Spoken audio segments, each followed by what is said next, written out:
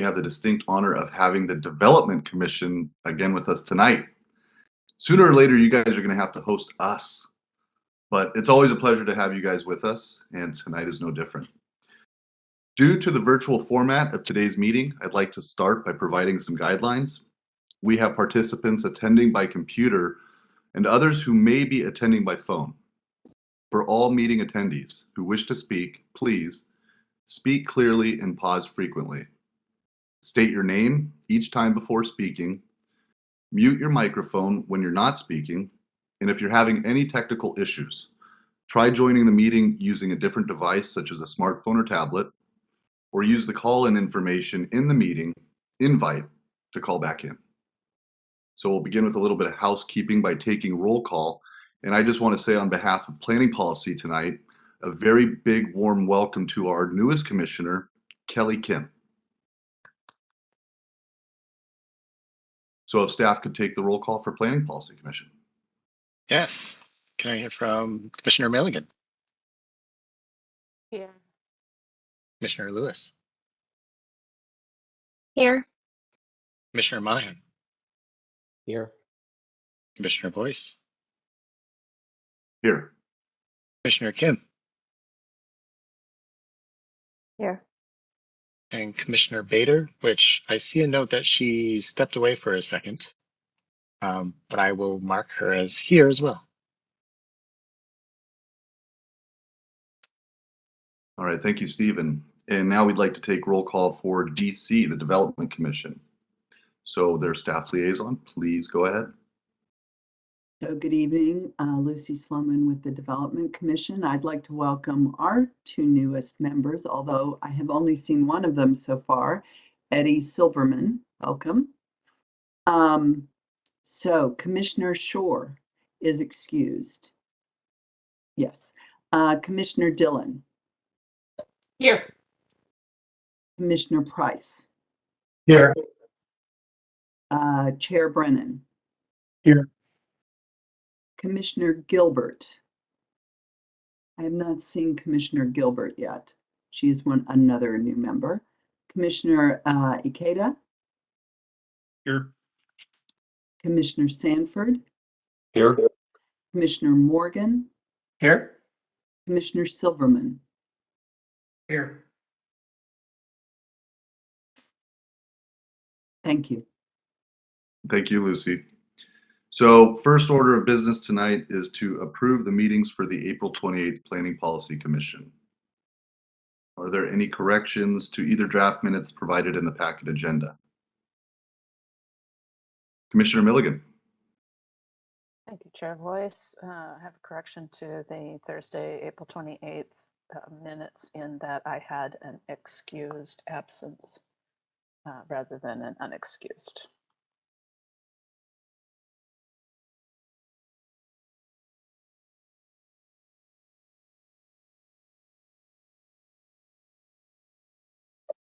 Thank you, Commissioner Milligan. We'll note that down in the minutes. May I note Commissioner Gilbert is here. Welcome to your first meeting. And could you just state here to indicate that you are present?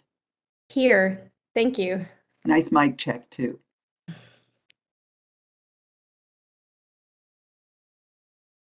All right, so with those corrections, can we now approve the minutes? Are there any other considerations? All right. So before we move on to the next item on the agenda, I want to try and make a clarification that tonight we will be having the public hearing. We'll have public comment for each topic discussion, and then there will be followed at the end of this by a general public comment. So these are an important part of our process. We take them seriously. They are factored in along with all of the emails that we receive and have received to this point. So that includes also the emails sent earlier today from staff. So having said all that, the next item on the agenda is the public hearing for Title 18 zones and use codes. This part of the agenda will have several parts to it, which starts with a presentation on each topic. After each presentation, we will open the floor for clarifying questions from all commissioners, Planning Policy and Development Commission. And then what we're going to do is save the deliberation towards the very end. So a lot of you guys have already gone through this process. Tonight is going to be much of the same with a little twist. So we will have the presentation by staff. We'll have clarifying questions from all commissioners. We'll have public comment. And then after already having discussions with Chair Brennan, DC will save their deliberations till the end of the presentations tonight. Planning policy will not be involved in those deliberations, and we will have our own meeting to deliberate in 2 weeks. So at that point, I'll ask Planning Policy Commission to turn off their videos, and Chair Brennan will take over those deliberations later this evening. Let's see.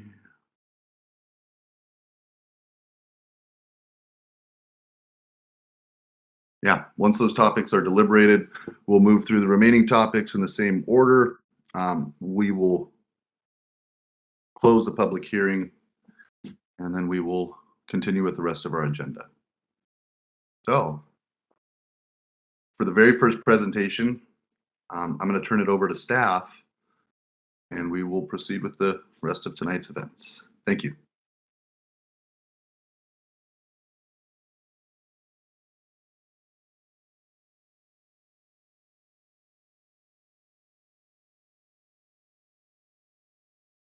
You know, it's good. It's really good when you unmute. Can you all see my screen okay?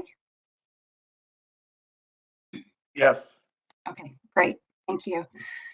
So my name is Kristen Leeson. I'm a senior planner with the Community Planning and Development Department. And whoops, I apologize. And yes, tonight is another public hearing for Title 18. Tonight we're discussing Bucket 3. There are 5 parts to Bucket 3, 5 chapters. We have zoning, permitted uses, form and intensity, specified use standards, and subdivisions. And so Lucy Sloman and I are going to present the first 4 topics. Why the first 4 topics? Because they are all very intermingled. They work together. So you start with the zones, and each parcel in the city is assigned a zone, and they're kind of grouped together. And so the zones chapter defines the purpose of each zone and some of the standards within those broader zones. Then we have permitted uses. So what uses go in each zone? And then form and intensity, which describes within that zone, how tall can the building be? How dense can it be? How close to the street can that get? And then getting even more specific, we have specified use standards for things like cannabis and the specific uses and what standards apply to those. So a little background, we consolidated 5 existing codes. So they're listed here, 1806 zoning districts and 1807 development design standards. And then the next 3, Central Standards, Issaquah, Highlands, and Tallis, each had their own permitted uses tables and design standards along with them. So of all those, what it boils down to, 1, 2, 4, 5, 6, 7, 8 different things, we put it into 4 different chapters. So the first one I'm going to talk about is zoning. As I mentioned, each parcel in the city is given a zone, is designated as a zone. And in here, you can see the big bright red box. That's our urban core zone. It's supposed to be our most dense zone. And then the purple stripes next to it, that's mixed use Central Issaquah. And then you have like the lighter yellow up there, which is single family estates, which is a much less dense residential zone. Zoning chapter then says, it establishes zones. It says parcels are going to have zones, and we're going to have a zoning map. And then it breaks it down into what is the purpose of these zones. So we do it by single family, then multifamily, and we work our way down through commercial and mixed use. And then we also have standards for those zones, things that work all the way across, say, residential zones. For example, we have single family small lot. That is, the intent is to provide single family neighborhoods, which are near low density and multifamily neighborhoods and urban services. And the objective is to preserve these residential neighborhoods, encourage reuse and remodeling, and provide opportunities for single family residential development. Those that are served by public and urban services. And then we have standards. So I picked in this case cluster developments. Cluster developments can be used in all residential zones. And if you're going to do it, these general standards need to apply. You have to have certain setbacks. If you're over 2 acres, you need a development agreement. You have to have a certain amount of open space, shared open space. You can't increase the density. So that just applies across all of the zones.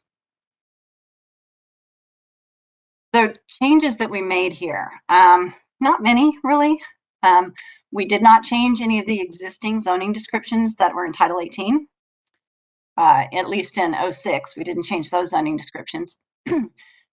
Recently, the Issaquah Highlands and Talus development agreements sunsetted and zones were created for those, but they did not have descriptions along with them. So we did create urban village zone descriptions. We added clarity for allowed uses in each zone. We removed the retail zone because when we adopted Central Issaquah, the retail zone went away. We don't have it anywhere anymore. And we relocated several footnotes and sections from the permitted uses chapter and the form and intensity to the zones chapter, where it made more sense, at least for us. The next topic is permitted uses. So a lot of people wonder how this thing works, right? And there are different ways that you can do it. This is what we have landed on. So let's say you buy a piece of property in Issaquah, and you discover by looking at the map or by talking to us that it is zoned multifamily medium. And you think, well, okay, what can I put there? What else can go on this property? You find the multifamily medium zone, and you just work your way down. And everywhere you see a P, which stands for permitted use, then it can go there. So you come down here and you like, there's a P. Over to the left, you have uses and like religious facilities, memorial services, community centers, environmental, adult family homes can go there if you move down and onward like that. Down here, move to the left, memorial chapel, museums. On the other hand, you might think, I really want to put an adult family home in Issaquah. Where can that go? So in that case, you move down the uses list and you move over to the right and you say, oh, there's a P. Which zone is that? Oh, single family estates, single family suburban, and so on, all the way down here, urban core. So they can go many places. So what did we change here? As I mentioned, we combined 4 different use tables that were actually formatted in 3 different ways. We removed the levels of review. So you may recall we used to have, you would have a P in the box, and then you would either have a 1 through 4 in there. And we've removed that. That'll now go into the process and procedures section. We did not remove any uses or add any uses to zones with 2 exceptions. Bike stations. So you may recall line bikes that were around. They used to have really big bike stations that needed permits, but the operations, the way those businesses work now has changed so much. You don't need the big bike stations anymore. And emissions testing. We don't do that anymore. The state of Washington got rid of that, so we took that one out. We also removed individual retail uses and instead just put a retail category. And we are going to work on improving our definition of retail to tighten the parameters of what that means. But what would happen is we could try and list every possible retail type of use that we could think of. And the next thing you know, somebody comes in the next day with cat grooming services and you go, what is that? Something that's not on the list, and then that leads to an interpretation and more time taken by staff trying to figure out what it means. And then lastly, we removed footnotes. There used to be a good 3 to 12 footnotes on every page of the permitted uses table, and some of those simply referred to other parts of the document for use, or it actually included standards in the footnote. So we either just move the reference to the other part of the document over to the right, or we put a reference in and move the actual standard to the right section of the code, which was either zones or specified uses. So that's all I have for this section. So I'll stop sharing and you guys feel free to ask questions.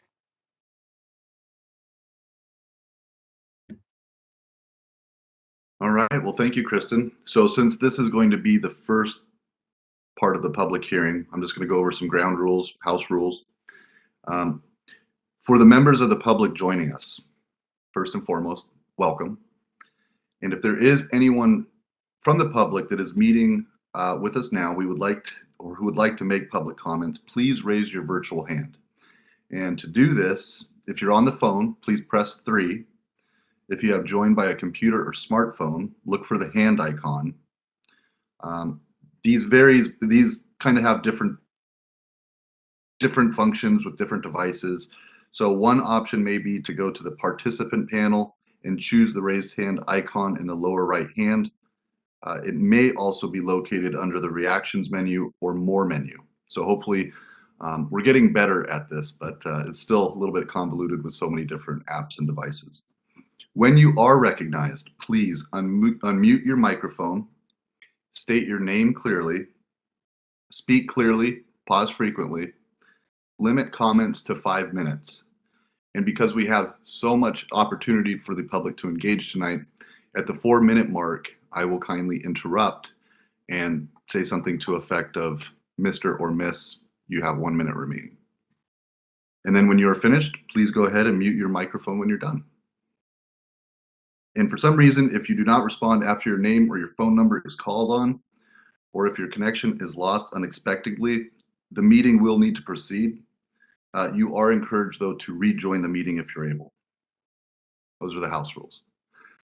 Stephen, is anyone signed up for public comment? Jason, actually, before we get to public comment, we're going to go to clarifying questions from the commissioners. Oh, this is what happens when the script it ends on one page, right? Okay. So this is the portion of the meeting where we're going to have clarifying questions from all of our commissioners. Everyone, please feel free to participate, Planning Policy and Development Commission alike.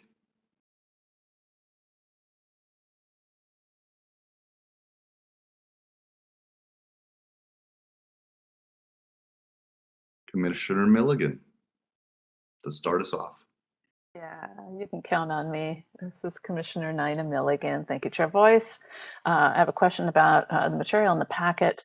The map that is included in the packet, I'm not quite sure how to use it because, for instance, it has a retail zone in it. And we just said that there is no more retail zone. So I'll ask that question first. If you can help me with the map on page, you know where it is. You all know where the map is.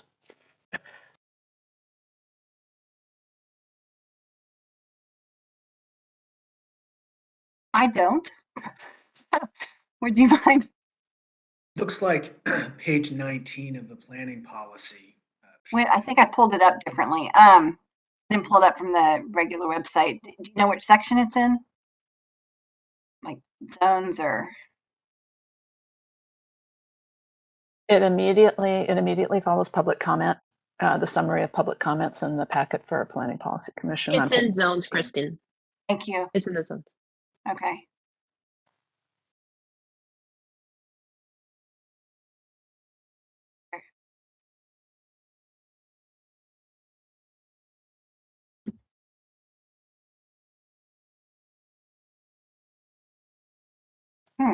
I think the question pertains to this map has land use designations that's using Oh, well, phrasing that's confusing with the zone designations.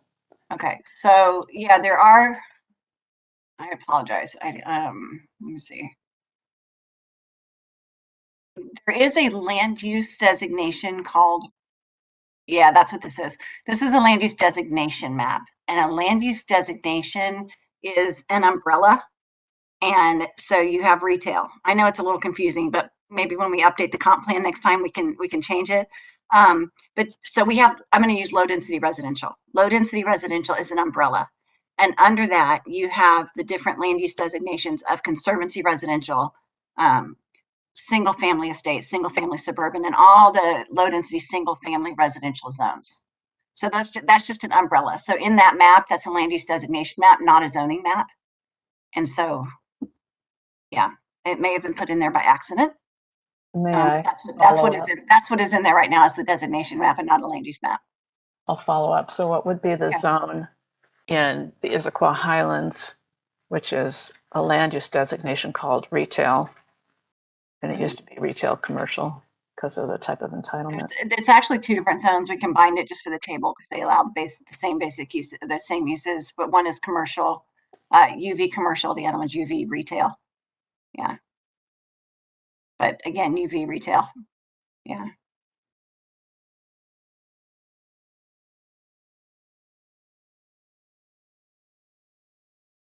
Great, thank you. Commissioner Price. Hi, thank you. I had a question about the permitted uses table. You talked briefly about where the footnotes went or what happened to the footnotes. I find the footnotes are often where the devil lives and adds significant complications.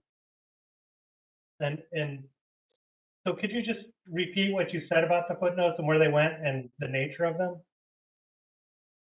Does that make sense? Absolutely. The nature was all over the place. So some of the footnotes said something like, for uses in the mineral resources zone, refer to this section. So we just moved that up to mineral resources. There's a column on the far right hand side that says references and notes, or I think it's references and notes. And we would just say for mineral resources, refer to that, because what used to happen is it would be on about 6 different pages. And this way it's just in one place. Mineral resources, refer to this section. Some of them on, for example, in the cultural and business district, there was a footnote down there that said, if you are a business located in the cultural and business district where you are on Front Street, then you must provide commercial space down there, and it gave dimensions. We thought, well, that's a use. I mean, that's a specified design standard. So we moved that to specified use standards instead of leaving it in the permitted use table, because it's a standard. Sure.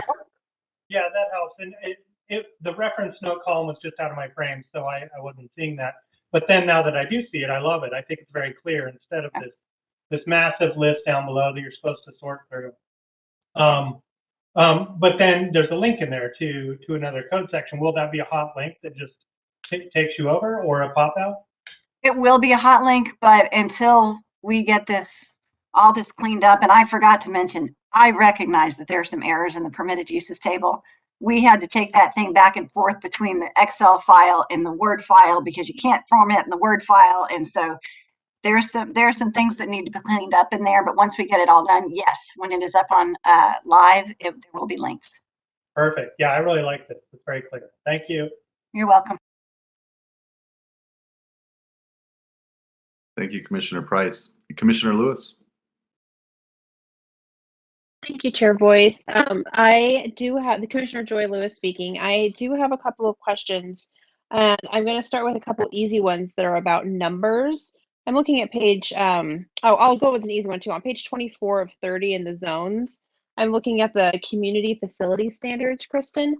In section B for approval criteria, we go through 1 and then B. Regardless of whether the building is in Central Issaquah or not, the building must comply with Central Issaquah Development and Design Standards, Chapter 11, point 2G. Views of vistas and in my packet drops off.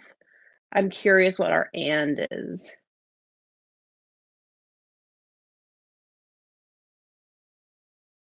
I know it's a little hard because it's. Joy, can I just confirm the page number? Did you say 24 of 30? I'm looking on 24 of 30 of the zones packet. Yep. It's section 0.220 of community facilities standards.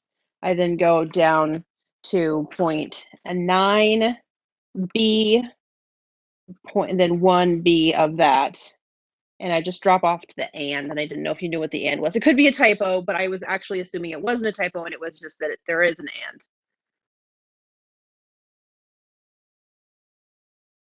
And you can always get back to me because I will continue on. I have a question about numbers. I have two. There's two. One is with cluster housing, the open space requirement of 15%. I'd love to know why the city settled on the 15% for the cluster housing, if it was a brought over or if there was an internal debate. Likewise, we have a number here that talks about exceptions, and where I'm looking is specifically, I guess here, it's point H. Again, page 28 of zones, we talk about exceptions, and so we start talking about, boutiques, bazaars, yard sales, garages, and we have this criteria of numbers, not to exceed 3 consecutive days, no more than 9 in a calendar year. And again, I was curious if this was brought over or if there was an internal debate on the numbers for those. So both of these were brought over, and one about the 15% for cluster housing, that was done about 12 years ago. So I would have to go look back at my notes and see what that Yeah. says. So that would not be updated for our ICAP for. No, we really tried here not, I mean, we didn't have any policy discussion. I mean, there were no big policy issues with this, which is why, we didn't take out any uses. We didn't add any uses. We just tried to clarify and not change any of the standards. So would it be fair to say that there are things you would like to have a discussion about, or is this going to fall all in, make a note, whiteboard it, kind of a thing? Well, we have started our whiteboard. We have some things that we'd like to discuss. If there are things that you all would like us to add to that, we can probably add it to it. Yeah. Okay. I think it's fair to say that the climate action plan feels pretty missing from this. And I think that the open space 15% is a good example of something that I think might be worth some debate. Likewise, these restrictions on how many times somebody would be able to be effectively benefiting the community to a reduce, reuse situation. I'm not quite sure why we have these particular limitations. It might also, again, play into the climate action plan. So I'm about to step a little off to the right, but I do know the 15%, the whole purpose of cluster developments is to protect the critical areas that are there.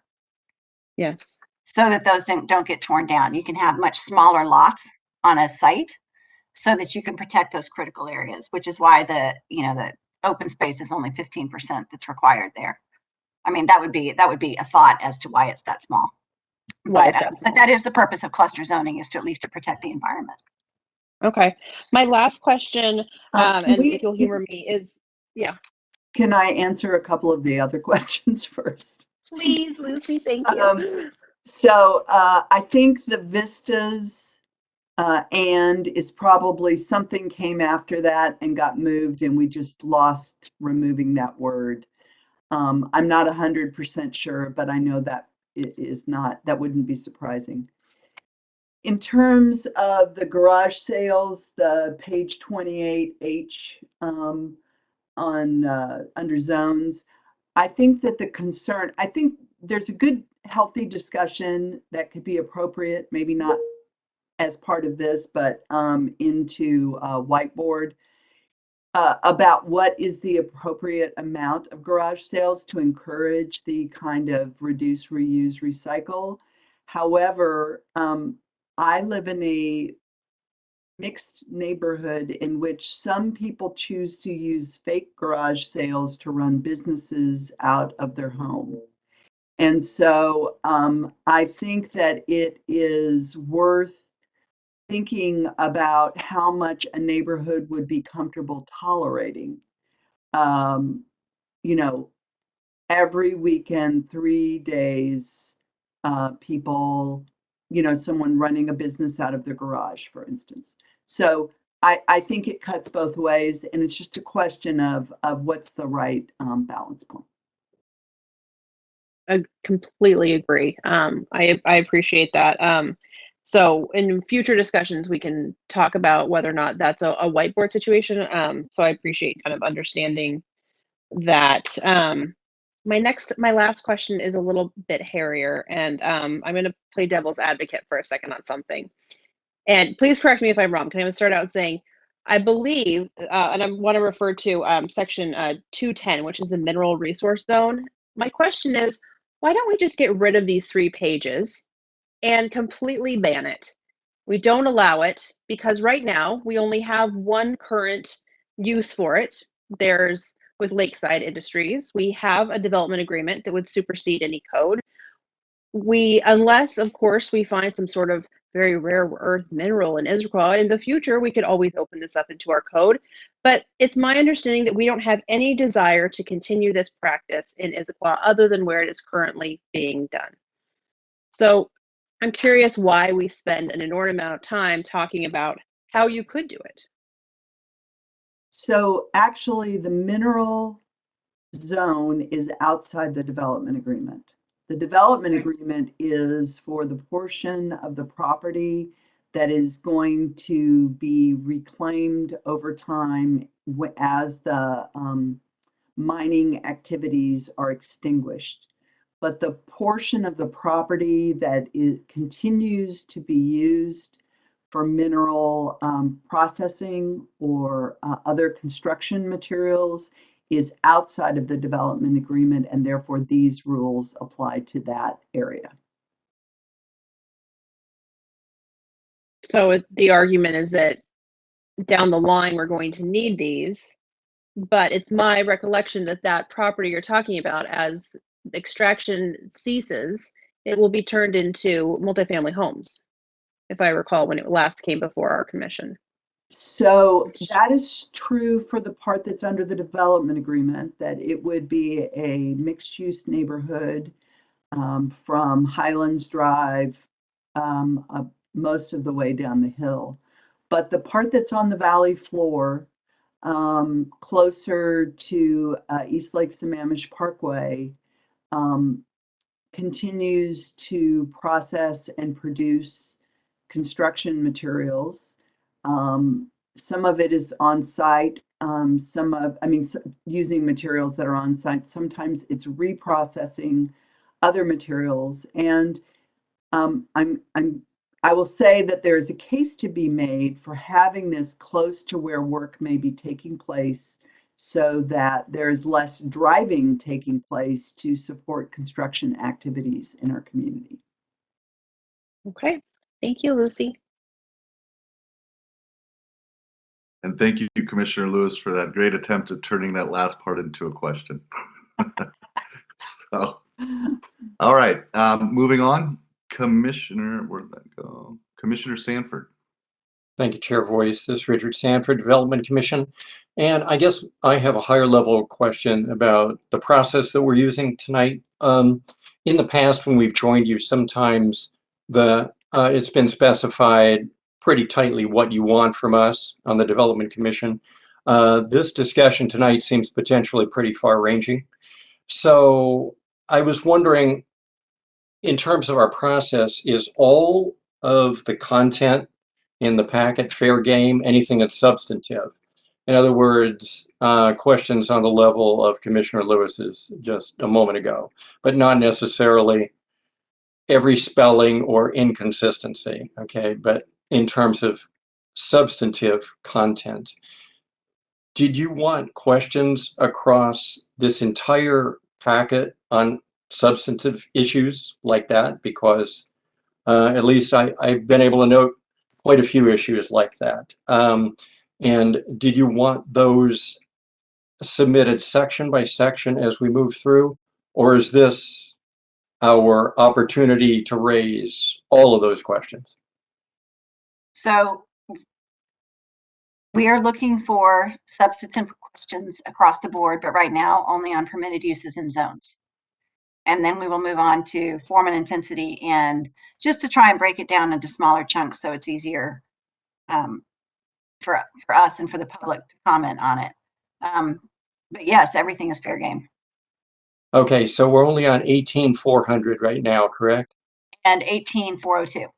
Right. So I will zones and add, permitted uses. Okay. I will add, Commissioner Sanford, that we are, because this is the first meeting, although you were present for the gap analysis, we have not taken on many policy issues.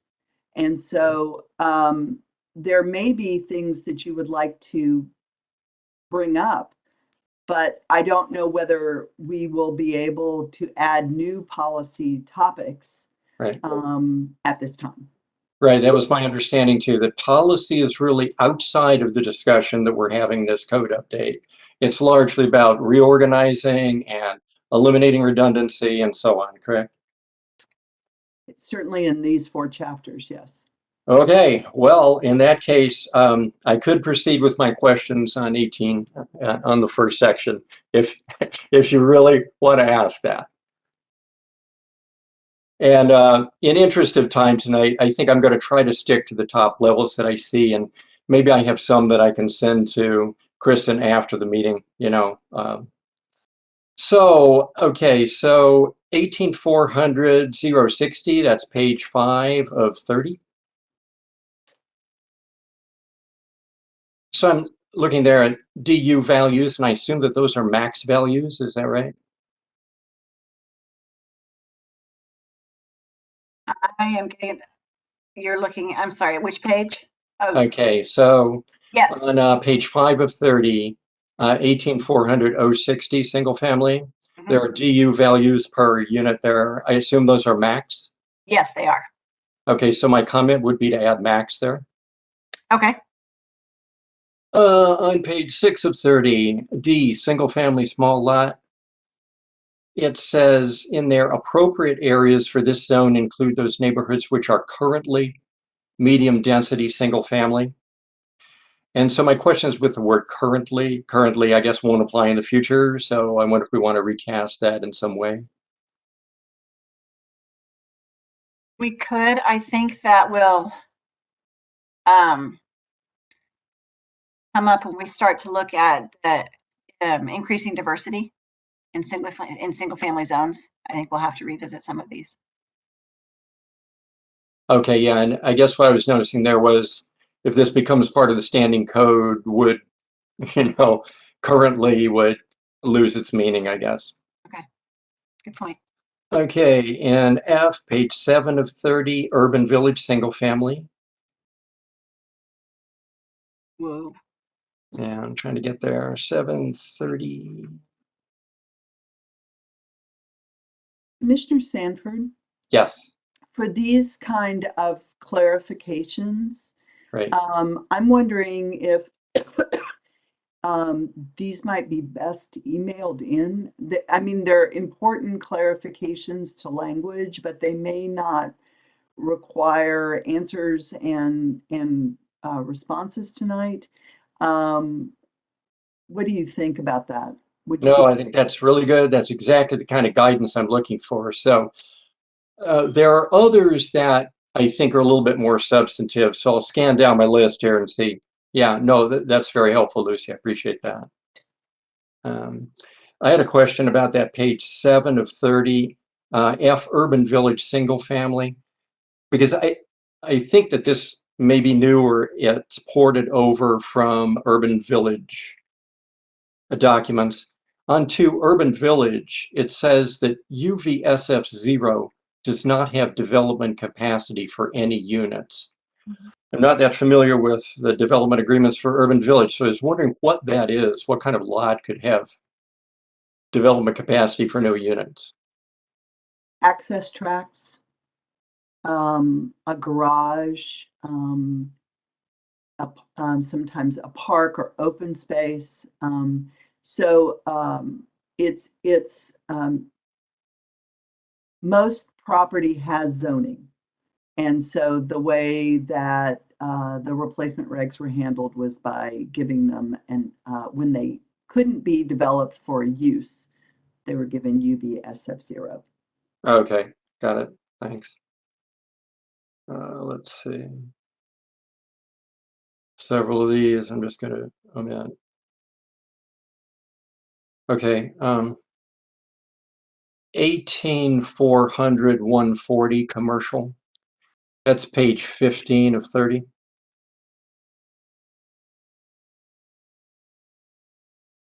And I'm looking under D, intensive commercial IC and ICCI. So number 4 under there says for uses in the IC and CI must comply with IMC critical area recharge areas regulated activities. I assume that's critical aquifer recharge area, right? Yes. Yes, Yeah. it is. Yeah. And so it's hard to tell which uses are prohibited in this in IC and critical aquifer recharge area. And my concern is that I have a concern about intensive commercial and critical recharge areas overlapping. So I was trying to find what uses are prohibited, and even in the current existing table, 1806, 130, I think that's permitted uses. It's hard for me to tell there. So the section 1802-380 actually points to the section of the critical areas code that says which uses are not allowed. yeah, in there, I think I only saw mineral. And then it seemed to have a circular reference back to the table. I guess my overall concern is just I want to make sure that only mineral extraction is not prohibited in critical aquifer recharge areas, okay? This had to do with a case that came before us, and it had to do with both critical aquifer recharge overlay and intensive commercial use. So I know we're not changing policy now, but I kind of did want to get that on the record that I have a concern about both of those. I think it created a big issue for us in that permit. And one point I would make, which is an important clarification, is we've tried to work fairly comprehensively within a bucket, but between buckets, so the critical areas was in bucket 1, we're in bucket 3. Some of the consistency between buckets will come when we create the comprehensive draft following the review of 6 buckets. So I appreciate the comment, but sometimes we have not circled back to resolve something that's come sequentially. But I will say that I am looking at the permitted uses table right now, and I actually had the CARA regs open at the same time, so I went back and forth between the two, and they are all referenced in the permitted uses table. Yeah. Okay, that's good. I just want to make sure, I guess, that these requirements are, gathered from other sources and consolidated, as Lucy just referred to, I think. So that may be to come. That's great. Page 16 of 30, C, Village Residential VR. So I was looking at these various mixed uses that are defined here, and it's hard for me to really distinguish among these various zoning districts. For example, Village Residential VR, it seems that the only difference between that and urban core is that urban core can include offices, is that right? There's also a difference in densities in those two, and things that will come there like transit, light rail, and so forth. But if they need to be differentiated a little bit more in the zone section and their descriptions, we can certainly take a look at that. I see. I'm seeing that now, right? Village Residential VR says moderate density and urban core is dense. Yeah. I think that could stand a little sharper focus. It was really hard for me to tell some of the differences in some of those zones. I appreciate that. Commissioner Sanford, can I interject real quickly? Sure. So in the interest of time, everyone, I'd like to ask from all of our fellow commissioners, because we do have multiple presentations with multiple opportunities for our public to speak. And while I'm okay with extending the timeline a little bit, I don't want to turn this into a bad version of the Hunger Games, who's the last person standing. So again, what we're really looking for right now, because Planning Development Commission will get an opportunity to have a wide deliberation about their feelings and thoughts with all of this towards the end of the meeting. What we're really looking right now is just clarification on the changes made.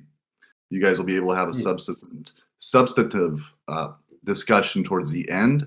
And then again, planning policy will be able to have their entirely own meeting about it in 2 weeks. So I want to keep us on track. Again, I'm okay with the timeline expanding a little bit, but we do have multiple presentations to get through. No, I think that's fine. And I'd like to wind it up because, as I said, I do have a lot more on this same level. So I think they're probably more appropriate to submit by email at the end. Thank you.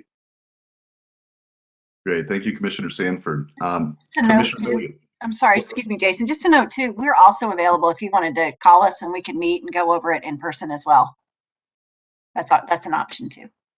No, I appreciate it. And staff is always available, email, phone calls. But we do need to make some headway. So, Commissioner Milligan, any questions? Thank you, Chair Voice. Commissioner Nina Milligan here. And I have a question, but I do want to comment to our guests, the development commissioners.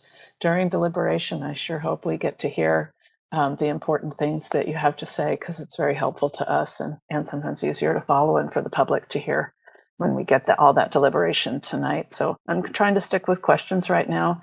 And my questions regard the cluster housing standards. And in our packet, it's page 129 of 159. And by the way, if there is a different packet for Development Commission and they have a different pagination, it makes it hard for us to follow their questions. I don't know if it is, but maybe that's why I'm having a hard time. But in cluster housing, I have two questions. And then I have a question about duplexes. I'm just gonna get them all done right now. Critical areas. And when we were doing critical areas as critical areas, we talked about cluster housing and how the allowable density was to be determined by the buildable land after you took into account all the critical areas. I'm asking for a reminder. Is that something that supplements this? How does a developer know? How do they work through these two different sides of looking at how much development can happen when you're doing a cluster housing in with critical areas? That's my first question. I may have not heard part of that, but in here in 18400, it says that the maximum density allowed in that it cannot, when you do cluster housing, the maximum density cannot exceed what is allowed in the zone. So right. One, my question had to do with buildable area remaining after the critical areas are carved out. I thought I read that in the critical areas so that the cluster housing could not exceed that density. So my understanding, because I was working on another chapter, is that the density transfer was removed from critical areas. So I That's correct, Lucy. So we eliminated the density bonus in critical areas. So you have to meet your setbacks. Whatever is left as your developable lot is what's developable. This one is a cluster subdivision for only properties over 2 acres. So not every development will qualify for cluster, but it's encouraging. This allows some flexibility for smaller lots, but you have to keep 15% of your development as open space. So two different things. The density, the fact that you got extra density was taken, if you had critical areas, and that would only apply to residential development, not commercial. So there was a disconnect between best available science and why would we treat one type of development with more dense. So anyway, that was deleted. It's two different things. Okay, so, as long as there's not a conflict. I did really like that you did that. Okay, and then another question is on at the end of this section where under C3F, where it says affordable housing is provided, where does it say the requirement of how much affordable housing? It seemed very vague. Is that referring to some other place in the document? no, that's always been negotiated. Okay. Never had. We worked with Arch and we decided it's just right now the best way to do it is to negotiate it. Okay, and then my last question has to do with where is this? The duplexes. Under the duplex section, it talks about resembling character and being consistent with adjacent properties and all that kind of thing. And this applies to duplex and attached single-family townhome standards. Does this also apply in single-family neighborhoods? Well, duplexes right now are only allowed by right in the single family duplex zone. They are allowed in other zones through clustering. Okay, so my question is this kind of standard where it says resembling the character, style, and modulation of a single family unit, and well, no, not that one, but being consistent with the time period in which majority of homes in the surrounding neighborhood were built. So B2, for instance. Is that a standard that is only for these duplex areas, or does that standard apply in our single family neighborhoods as well? So first of all, this is an intent statement. Okay. And that so it applies to areas that do not have architectural standards such as Issaquah Highlands, Central Issaquah, or active architectural review, Issaquah Highlands or Talus. So it would be areas outside of those three. And so the other areas that have single family, I don't know, let's say Squawk Mountain or some other place where there's single family zoning, do they have this kind of requirement? So this would be new, and this would create consistency across the city, but it would be new in certain neighborhoods. Yeah, and I'm just really kind of asking for your help to know whether it is over there, because it's not in, I didn't know where to find it. So it's not in the other single family, but it is here. Yeah, okay, good. And that concludes questions. Thank you so much. Thank you, Commissioner Milligan. We have Commissioner Morgan, please. Thank you, Chair Voice. And I think related to Commissioner Lewis's question, in the permitted uses, page 4 of 22, under mineral resource, mineral extracting and asphalt concrete mixing are permitted in the IC and ICCI zones. And I'm wondering why those would be included and not just in the mining mineral zone that Lakeside includes, because on the map, those zones don't appear to be areas where we'd expect to have mineral extraction.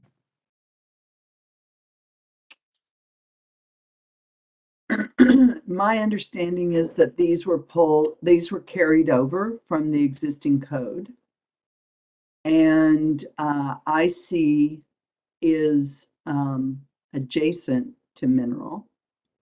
And so I don't, beyond saying that we carried the existing ones over, I'm not sure what else we can add to that. Okay. Could that be one of our comments, I guess, in terms of, is it possible to remove a permitted use as part of this process? It could certainly be a comment that comes from the commission. Okay.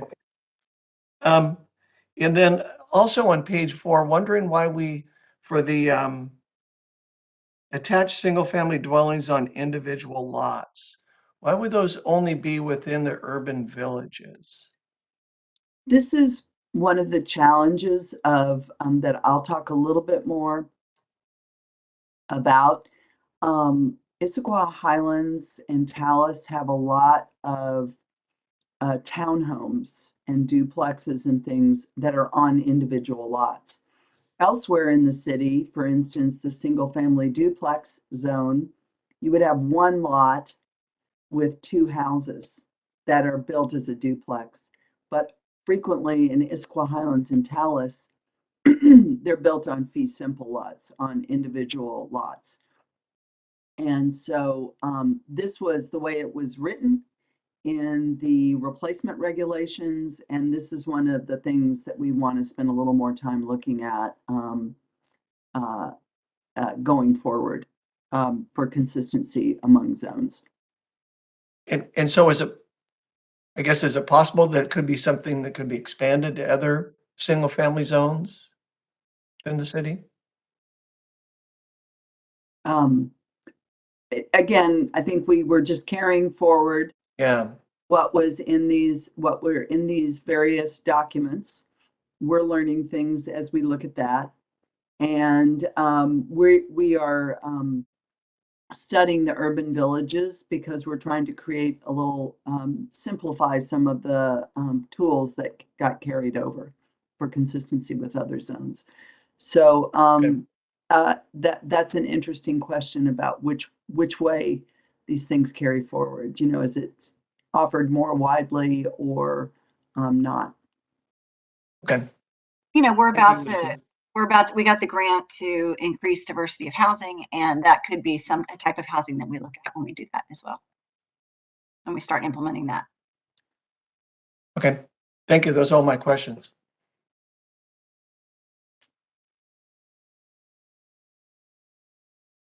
Great. Thank you, Commissioner Morgan.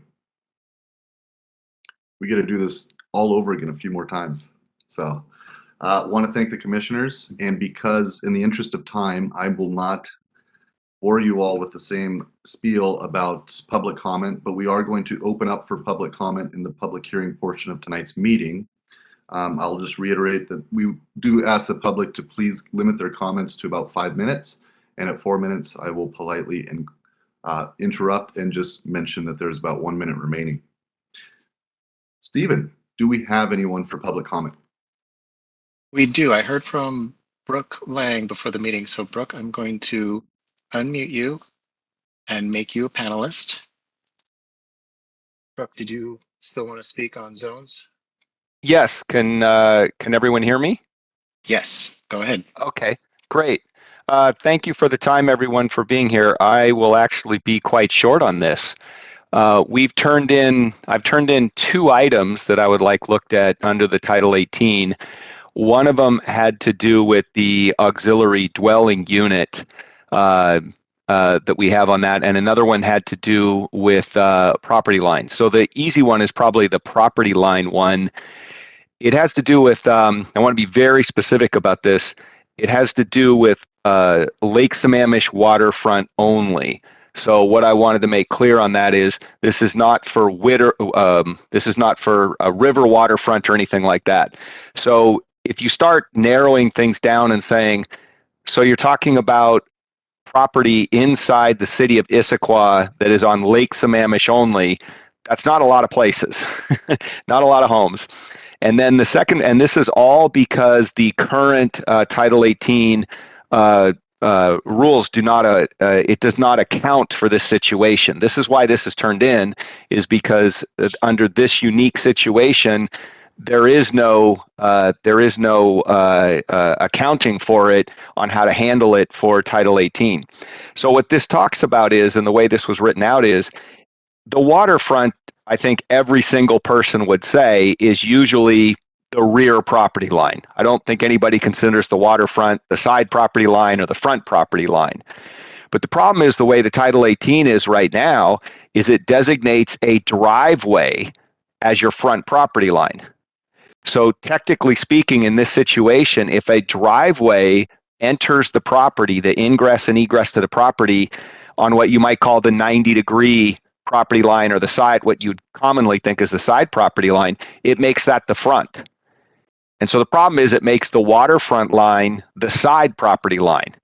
And that just doesn't work for anybody, especially in some of the situations we're in, where it's just ludicrous and ridiculous to think that the waterfront is the side property line of the property, especially when it's a kind of a long rectangle.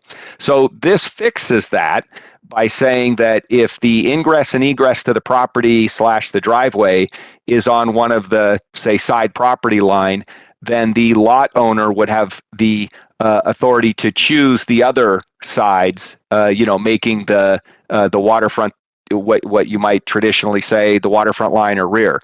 So it just allows the property owner to then configure the property right, because there's all kinds of problems with the code when you start talking about setbacks and everything else when you try to make the waterfront the side property. So free for anyone to talk to me. I'm working with Minnie a lot on this, and this seems to fix that problem for there. The second item that I brought up was on the auxiliary dwelling unit mother-in-law house. The situation is a lot of cities have ADUs that are available for more than 1,000 square feet. And the situations that we've started to look at on things is when you have a couple, 2 people older that are 24/7 nurse care, and each one has their own room because they get up at different times of night and you can't be waking up the other one. So you're looking at 2 rooms for the couple, and that's 2, and then 1 for the nurse. And so that's 3 rooms. And you can't effectively have that with just 1,000 square feet. Otherwise, people in this situation have to move out because they don't have the money, because family members or other people would be in the main house, and that generates the kind of level where people can stay on their property in an ADU. So I thought I proposed something that's pretty good, and that is because obviously you don't want a 3,000 square foot ADU where it's all on one floor. So the proposal that I put in there just changes it to where it's 1,200 square feet if it was all one level, which is what many other cities have as their ADU. So there's nothing there. But if you were going to put it on more than one level, then your footprint has to be, the foundation, the outline foundation has to only be 1,000, and then the maximum could be 1,800. And of course, all the other building requirements. You have about 30 seconds. Okay. Yeah. So of course, all the other building requirements and height requirements, everything that matters. It just means that if you want to go over 1,200 square feet, your foundation would have to be at the 1,000, what it currently is today, and then limit to 1,800 square feet. Thank you very much. I think if anybody has a question, certainly ask me, but I hope everybody understood what I spoke about. Thank you, Mr. Lang. And then I saw a hand from, I believe it's Connie. Connie, I'm going to mute you. Did you want to speak on zones tonight? Yeah. Okay, I'm going to move you to panelists now, and then we'll go to Kyler.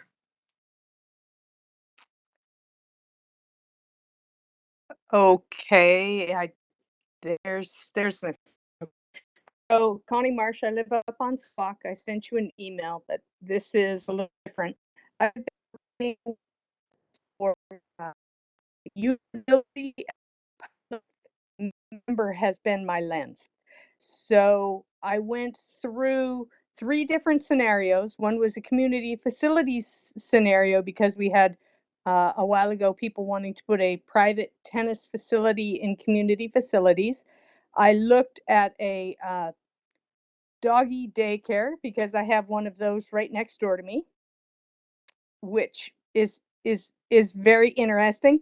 And then I was looking for my ever favorite, I want a taco truck, right? And I had little satisfaction in any of these areas using the land use table. It brought up a lot of questions like, is my next door neighbor now going to be a non-conforming use? And then I had to look for non-conforming uses, and I didn't see language on non-conforming uses.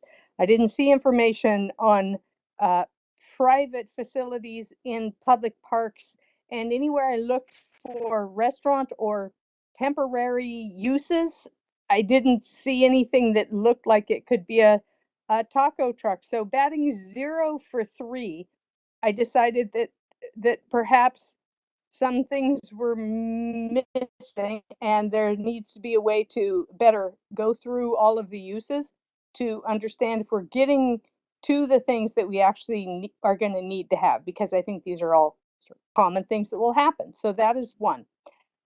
2 is I don't particularly like the having all the different sort of standards, like zoning standards in one space, and then uh, uh, use standards in another space, and then a bunch of more standards in subdivisions, even though we aren't there yet. It made it very bouncy. And then I was trying to imagine how you were going to link those together so somebody could go through and make sure they were seeing all the appropriate standards. And my imagination is usually pretty good, but I was sort of stuck with making that easy to use. So I would like some consideration on some different reorganization and clustering of the information so that a normal, person off the street, which I'm not, could use it most easily. And then as an example, cluster housing, which is a subdivision, I don't really understand why something that's basically a subdivision then would be under zoning standards instead of under the subdivision section. And so it's that sort of a what doesn't fit? You know, is it the orange with 6 pairs thing that I was going through as I was running through this code? And I don't know that the commissions are going to want to tackle that, but I would at least ask staff to consider that. And also this idea of, this is the last thing, of being able to combine properties and potentially make very large homes on combined properties, and the language on whether they can build things that aren't, I don't know, don't fit in with the rest of the neighborhood. I don't know that we have the language there to do that. I'm not sure if it's a policy change or not, but I would like to at least have that conversation. Thank you. Thank you, Connie. Next, we'll go to Kyler. Kyler, I'm going to unmute you now and make you a panelist. Hello. Not sure if my video's on or not. Can you hear me? Yes, we can. Go ahead. So my name is Kyler Danielson. I am with Lakeside Industries, and I just wanted to really quickly answer a question that I think it was Commissioner Mel Morgan asked earlier in the meeting. I'm not exactly sure why the website is not updated on this matter, but Lakeside's asphalt plant, concrete plant, and part of the mining area are actually zoned as intensive commercial. It was a decision made in 2015 under Ordinance 2746, if you want to look it up. So just a heads up on that one. And that's all my comment is, besides I submitted a written comment. Great. Thank you, Kyler. Chair Voice, I don't see any other hands for public comment. Great. Thank you, Stephen. And to that last public comment, yes, we do receive in our agendas and in our packets a breakdown of public comments that are emailed into us. So multiple ways to reach us. Our next presentation. I'm not sure which staff member's picking this up, but please.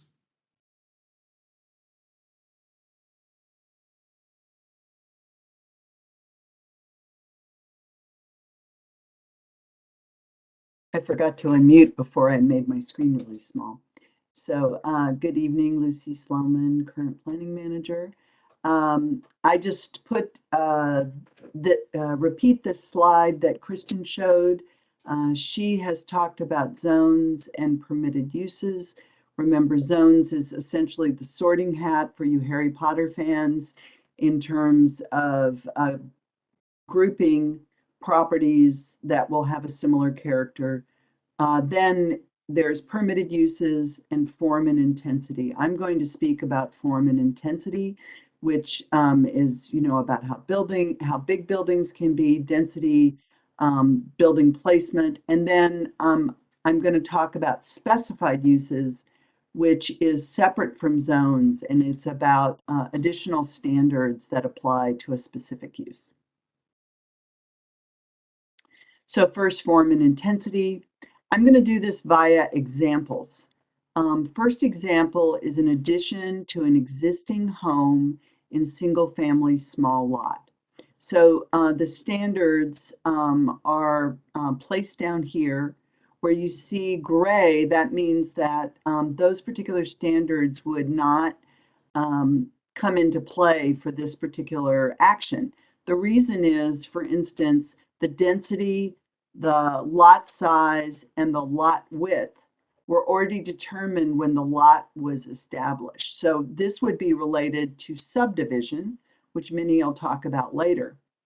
Build to and max building height are typically used with either multifamily or non-residential. So the standards that would come into play are setbacks, impervious surface, and building height. So in one example, let's say you want to add a room onto the house. So it would, for instance, be here, or maybe you want to add a So this could be a room for more space. It could be room for a home business or an ADU. And similarly, you might add a home business or an accessory dwelling unit on top of a garage. So form and intensity would come into play. Can you comply with the setbacks when you're making those kinds of additions? Impervious surface is probably most restrictive in the single family zones and important in terms of establishing character. Anything, walkways, buildings, driveways, all contribute to your impervious surface. So when you're adding on a space like this, you have to say, do I still comply with my impervious surface? Where you're adding a second floor on, the height will come into play. Can I add that second floor and still meet the building height? My second example is a new commercial building in mixed-use central Issaquah. Similar examples of standards. Density doesn't apply because typically it's FAR, floor area ratio. Minimum lot size was already established when the lot was established. And in central Issaquah, setbacks are about setting your buildings back, keeping them away from the street, for instance. Build-to lines require you to build close to the street. And that's one of the tools that we've used in central Issaquah and some other neighborhoods. So in this case, we have a build-to line instead of setbacks. Then we have side and rear setbacks, impervious surface, and height. For height, there is a base building height, which you're just allowed to do outright, and a max building height, which you're allowed to do if you do certain extra benefits. So I think one of the things to point out is we're using very similar sort of categories of standards, but the differences in those standards creates very different kinds of projects. And that's how the form and intensity is shaped through each of these different zones. Issaquah Highlands and Talus, as I mentioned earlier, because they came from the development agreement, they don't have all the same form and intensity standards. In the draft code, which has been brought over from the replacement regulations, we have setbacks, impervious height, and minimum floor area ratio. We've added build-to lines. The reason that we did that is it was a guideline and we've now made it a standard. And so that makes it consistent with central Issaquah, similar sort of character desired. We are considering adding density, a maximum FAR, floor area ratio, and minimum lot size and width. Those are traditional tools which were not used under the development agreement and were not carried forward with the replacement regulations. We want to have that conversation with the commissions, and we will bring you more information with the next bucket to kind of prime that conversation. But just wanted to give you a heads up. It was kind of subtle in the draft code, and we wanted to point that out. In terms of specified uses, unlike the permitted uses, which are tied to a zone, specified use standards are tied to a use. So you don't say, I'm in this mixed use zone. What are my rules? You add to those, I'm in the mixed use zone. I have these form and intensity rules. And on top of that, because I'm doing a bed and breakfast or a cannabis facility, I have these additional rules. So wherever that use occurs, wherever that use is allowed and wherever that use occurs, these additional standards apply. One example of that that I point out, because I know there's been a lot of conversation about self-storage facilities, there are specified use standards for storage facilities. I've sort of generalized it. There are location restrictions, access, colors, and building design. The building at the top, which is the self-storage facility on Newport, I believe would have used these based on when the building was built and the standards were adopted. The storage facility on Gilman, because it was built under Central Issaquah, did not use these standards. Instead, it used the Central Issaquah building design standards. And now that the design manual has been adopted, if it was built today, it would have to use the design manual. So we have, for areas like Central Issaquah and the urban villages where they're active HOAs, we have exempted those from having to use some of these specified use standards where they're very building design oriented, because we want the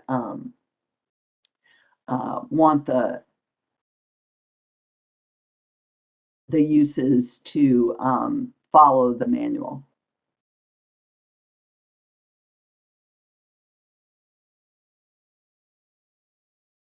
And that's it. I'm ready for questions or comments. Questions.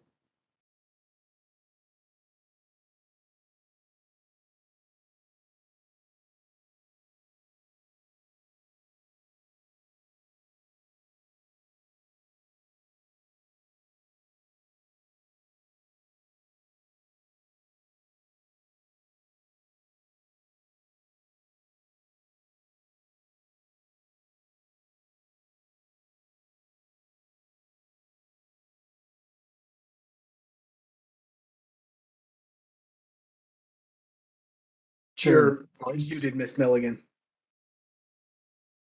Hi, this is Nina Milligan with a question. Lucy, thank you so much. The only question I had was about self-storage. In working with this code, I was kind of hopeful that there was an opportunity through trying to match up with our policies, finding where the consistency is between this real desire to limit or maybe even not have self-storage, not because of their design, but because of their use. And I guess I'm kind of surprised that we didn't find it in this cleanup of Title 18. Are we unable to articulate in our other policy documents that self-storage is incompatible with? I'm just thinking back to these long time arguments. How do we not have self-storage in Issaquah? What are we missing in our documents that make it so that we still allow self-storage in Issaquah? Is that a fair question, or is that just too big and philosophical? Well, I'm going to let Kristen start because I think she was present for the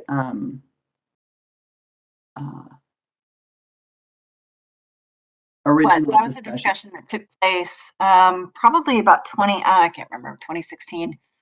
And one of the reasons we actually were focused on Central Issaquah, and I'd be happy to talk to you about this later, but it was a Central Issaquah discussion. We limited it there not because of the use itself so much as the number of employees. We're trying to get employees into Central Issaquah to meet our targets, and not those don't do it. So that was our policy, sort of our policy discussion there. It did not wind up in the comp plan, something we could look at later. But that was our reason for doing that at the time. Happy to talk about it more with you if you'd like. That is more of a policy discussion. All right. Well, I apologize, commissioners. I pushed the stop video button instead of the unmute button. I was actually saying something profound, and then all of a sudden, so what I was saying to myself, apparently privately, was we are tracking behind, guys. So we're about 30 minutes behind.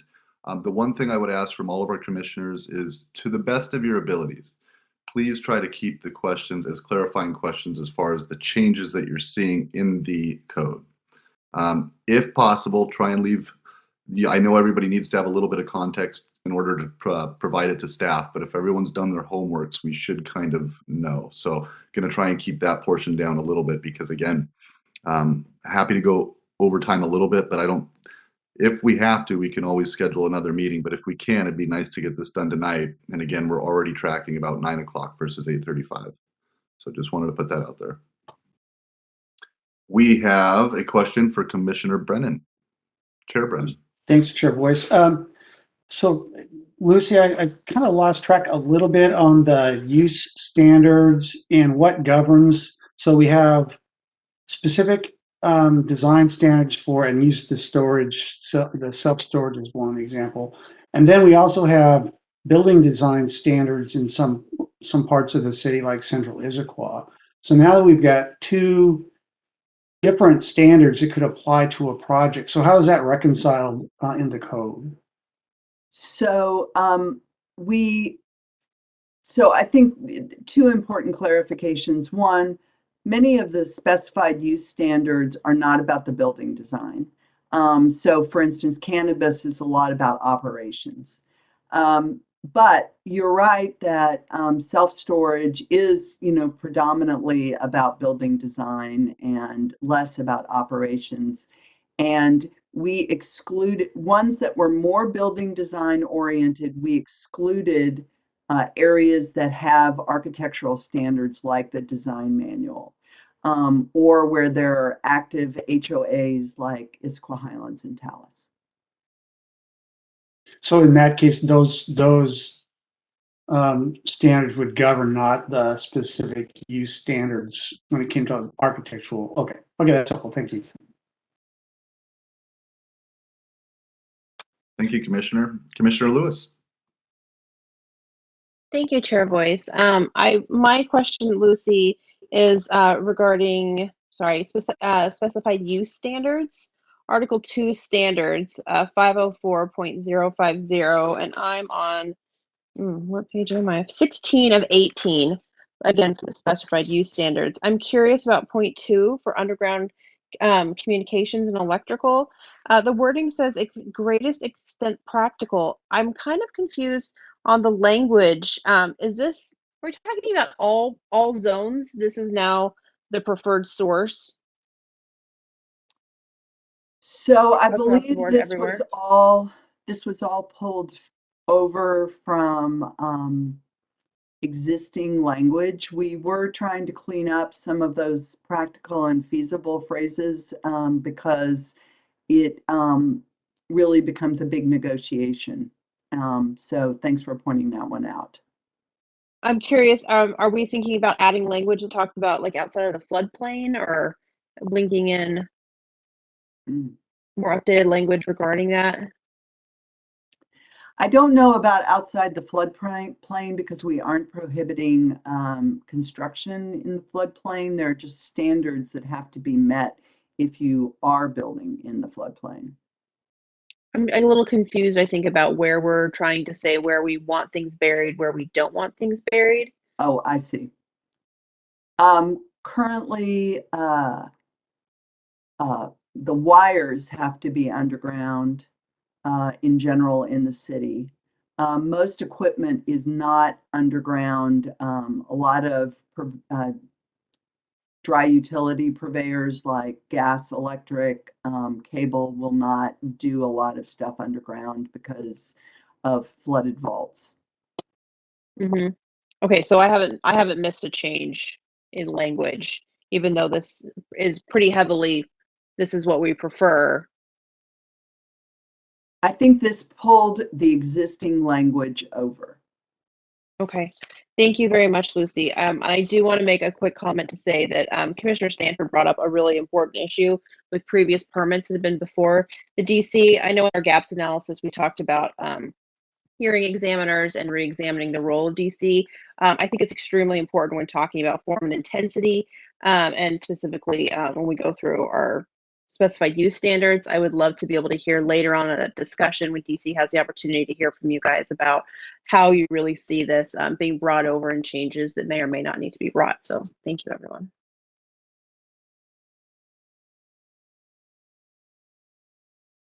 Commissioner Sanford.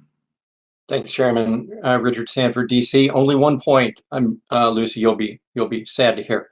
Okay, but I think it's a high level one. So on 18504-050 utility facilities, I'm on page 16 of 18, the same section that Commissioner Lewis just referred to. It seems to me, in looking at this, that's largely redundant with 18.400.220A. And I was wondering why a lot of this language occurs almost verbatim in two places. And I was wondering if we could delete this section and just go with the previous one. Is that under zones? I believe so, 18.400.220, right? Oh, okay. Community facility standards, yeah. Right. Community facilities standards. I'm not saying that we can't delete it. I think that we were trying to make a distinction between, for instance, unoccupied utility facilities and some of the community facilities that are like pump stations. But I think you brought up an important point. We're going to need to go back and study the language to see if we've just duplicated it in two places. Okay, and I think one of these has should language and the other has must, so you might take a look at that. Thanks, that's all I had. Thank you. Commissioner Morgan. Thank you, Chair Voice. For the I'm sorry, specified uses, the 18.502.10110 page 13 of 18, the recreational cannabis facility, two questions. One would be, is the word recreational needed? Is there a different type of cannabis facility that would be within the city, whether it's production or sales? And the other would be, I'm not sure that I see something that would define facilities, and it made me question, does this mean a sales operation or a production operation? So I think most of this was just carried over and reformatted. The use of the term recreational may be a holdover from when there used to be medical and versus recreational. So we'll have to do a little more research on that. This would apply to retail settings. That's because we have two licenses assigned to the city, and this definitely are the regulations, the standards that are applying to those. So could it also apply to growing operations too then? If those are allowed in the city and Kristen, do you know if there's a difference in the permitted uses between cannabis retail and cannabis production? There is a difference, yes. And I think that production is not allowed. I'd have to go back and double check, but I think it's okay, not. because under B5, it says ensure that no horticulture production, processing, or delivery of cannabis is visible to the public. So if it's not allowed at all, maybe there should just be something that states it's not allowed. And then a question on 18 point of form and intensity, 18.404040.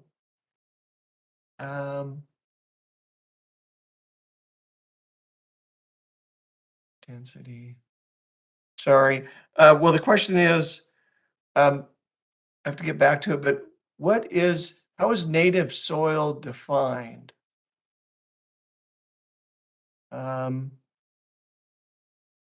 It says this is item C, page 6 of 24. The part that might be moved to landscaping chapter. But it says must retain minimum percentage of native soil area. Not sure what native soil is. Let us get back to you. I need to look up the definition. Okay. And then 18.404.100, wondering in the table, there's the, in the table for density per acre, so forth, there are NAs for mixed use, Central Issaquah, but limited by FAR ratios in IC zones. So is the density also limited by FAR ratios in Central Issaquah? So would those all be kind of limited by FAR ratios instead of just NA? Can you give me a page number, Commissioner? Yeah, page 17 of 24. It's the mixed zones form and intensity standards. In the first line, development units per acre or density. So mixed use Central Issaquah NA, whereas intensive commercial Central Issaquah, that's NA, but intensive commercial limited by FAR ratios. It seems like it's limited by FAR ratios in Central Issaquah as well. Yeah. Yep. That makes a lot of sense, and I think we'll have to research that one a little more. It seems Okay. like we would have more FAR show up there. So Great, thank you. That's all my questions, Chair Voice. Thank you, Commissioner Morgan. Commissioner Lewis. Thank you, Chair Boyce. Real quick on the specified use standards for adult entertainment. Is this a pullover, or are you guys done with this? Do you feel like you need, because I see quite a few uses of public nudity that are excluded right now, where we're not prohibiting certain public nudity. Are you looking for feedback from everybody on where nudity usually takes place in our community and isn't included here? Is this something you'd appreciate offline comments for? So this, as far as I know, this was pulled over directly from our existing code, other than formatting and just minor cleanups. So like, for instance, on point 3, we, we're not able to restrict nudity on classes, seminars, lectures, conducted for scientific or educational purposes. Artistic isn't mentioned. We don't have nudity related to maternal activities with children. I mean, there's multiple things that nudity naturally occurs in our community that are not listed here. I'm curious if you guys are planning on updating and modernizing our code. We are trying to modernize. I take your point. So please send us an email just so that we can incorporate this. And just to note, most of that's based on state law that was back in 1999. So we can go back and see if that's been updated as well. Thank you very much. Thank you, Commissioner Lewis. So now I'd like to move us along to the public comment portion of this part of the presentation. So, Stephen, do we have anyone signed up to speak now? I see one raised hand from Connie, but I don't know if that's a carryover from the previous public comment. No. Connie, did you want to speak? I did. Okay, all right, I'm gonna move you to panelist.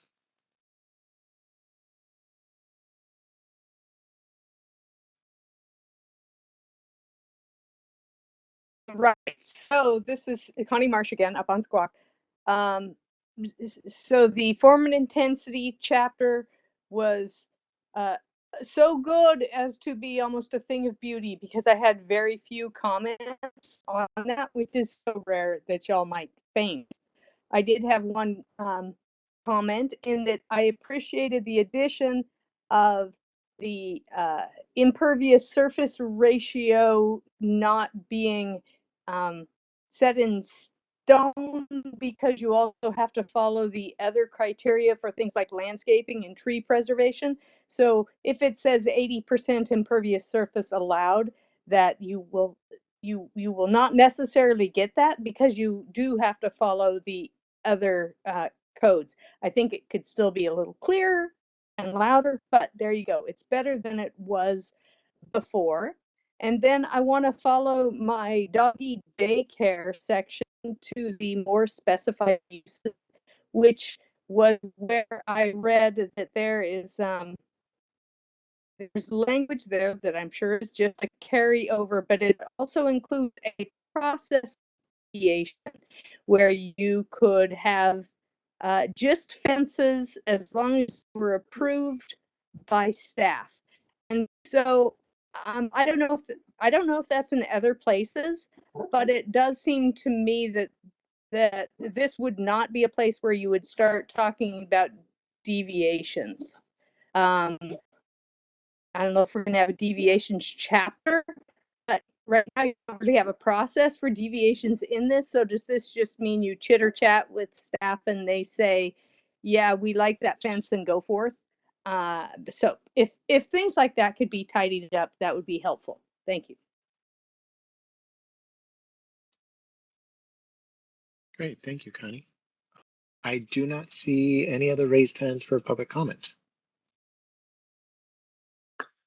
All right, thank you, Stephen. Moving on to our next presentation. Staff.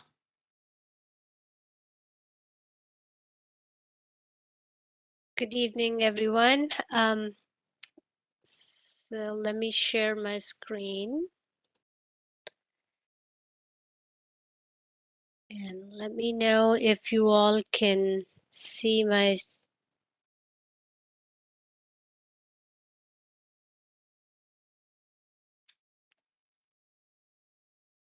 Minnie, we see the presentation with the notes. How about now? Good, but we see gray boxes in the middle. You don't see the. We see the presentation, but there's kind of some gray boxes blocking the view a bit. Oh, Kind of in the upper right. how about now? It's better. Go ahead and get started, and I can let you know if anything Yeah, is blocking the view. let me take my other monitor off and see if this is better.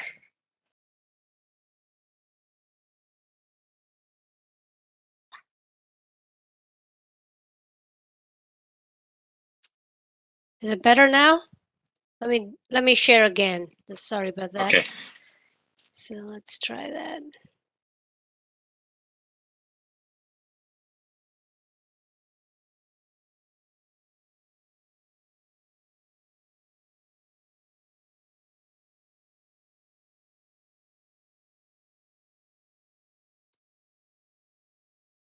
Can you guys see my screen? Keeps going.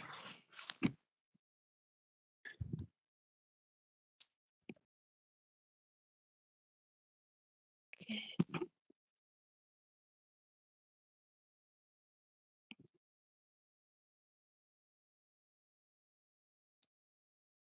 So bear with me. I have 3 of these things open here.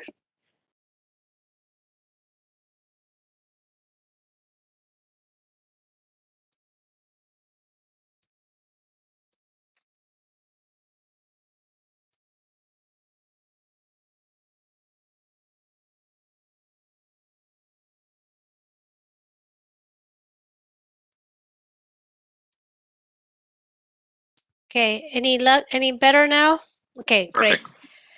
So just to refresh everyone's memory, we talked about subdivisions at the very beginning. We used this as a sample of how the format we're going to use and whatnot. At the time, we kind of said, we got the kind of questions we received from were, what is a subdivision? So just a very quick refresher. So when you want to divide any land into separate parcels for either sale, lease, or financing, it's called a subdivision. Currently, our code says more than 4 lots is considered a subdivision. Less than 4 or 4 is short plat. For commercial and industrial, you can also do a binding site plan where you have shared access and all those kind of things for those areas. And we have a boundary line adjustment process where you can move your property lines and make small adjustments. We don't currently have where you can we currently allow lot line elimination process, but it's not clearly spelled out in the code. So what are subdivisions? They are sort of that form the framework for land splitting the land. Back in the day, people used to deed the land. Then in 1970s, this became an interest for the state. So there is a pretty robust state law about what those platting requirements are. And the idea is from the state law is that you can't divide land unless you provide services, road access and utilities. So this is just an example of how it's been done here. This is just south of Southeast 48th Street, closer to city of Sammamish, where it happened in different phases. And so you get these connected streets through as land develops over time or at different times within the same time frame or not. A plat can have lots, streets, and then you have your tracts. So if there is a wetland in the property, you can generally set it up as a tract where you can't build on it. Because of critical area regulations, it's owned and managed by the homeowner association, or you can have sometimes your roads and access driveways set up as tracts. This is what it looks on the ground. So on your right-hand side is a tract set up for critical area. As part of your planning process, you have to build your sidewalks, all your utilities, water, sewer, before you're allowed to build your homes. Currently, like I said, in Issaquah, up to more than 4 lots is considered a subdivision. It's a 2-step process. You apply for a preliminary plat approval, then you go and build all your infrastructure, roads, utilities, and all of that. And then you apply for your final plat approval. At that time, you're allowed to build homes on individual lots, and you can sell individual lots after the final plat approval. So preliminary plat is really when most of the work occurs because it's your layout is approved. It's makes sure that you can provide and connect all your utilities. There is a public hearing, and the hearing examiner makes a decision. And the role at that time is to make sure that the layout and the plat is in conformance with the adopted codes. Um, and what are those? Open spaces, drainage, water, park, sidewalk, and safe walking route for schools is a state requirement. And then also whether the public interest is served by subdivision and dedication. Final plat really becomes a check at the end that you've built per your approved preliminary plat. And then this is the one which is recorded with King County that really finalizes the lot layout. So this process of platting is a lot different than your land use approval process because you have multiple steps in it. So when we first call it a complete application, we send out a notice of hearing if it is more than 4 lots. There's a hearing, a preliminary approval, and then we review all the site work permit to make sure it's in compliance with all the adopted street standards, lighting standards, street light standards, drainage, and all that. And then the builders will go and build all that infrastructure, and then you come back for the final plat to make sure you've complied with everything. And then it's recorded sometimes for if you are doing some enhancements for critical areas and landscaping, we will require a bond so that it's a maintenance bond to make sure that some of those infrastructure is maintained. Short plats, kind of the same 2-step process, but there isn't a public hearing involved with this. This is an example of a short plat here in Issaquah where you can see, a small road that was built as a tract, and you'll see some of these, which sometimes are referred to as hammerheads, and those are required for fire truck turnaround access requirements. So you have to meet certain radiuses and whatnot, and each lot has to have a frontage on and a public access. But these are usually set up as private tracts that are owned and maintained by the homeowner association. Some examples of some of the subdivisions currently going on in Issaquah. This is Mallard Point. It's about 34-unit single-family development on West Lake Sammamish. Final plat was approved in February of 2021. This is up on Talus. It's a 63 single-family home. This is what it looks like on ground. Then there's Westridge, which is 73 single-family homes and 38 affordable homes. Again, it went through a final plat process before they were allowed to build the homes. Some more pictures of that. Kelkari, this was a phased approach. So phase 2 has been built. Phase 3 is still under review. So what are we doing with the changes in the subdivision code? One of the goals and outcomes of this update in the chart that we've shared with all of you in the past was to adopt some design standards, which were currently missing from the subdivision section. So things like street connectivity, block size, designing with the topography, open space requirements, and such.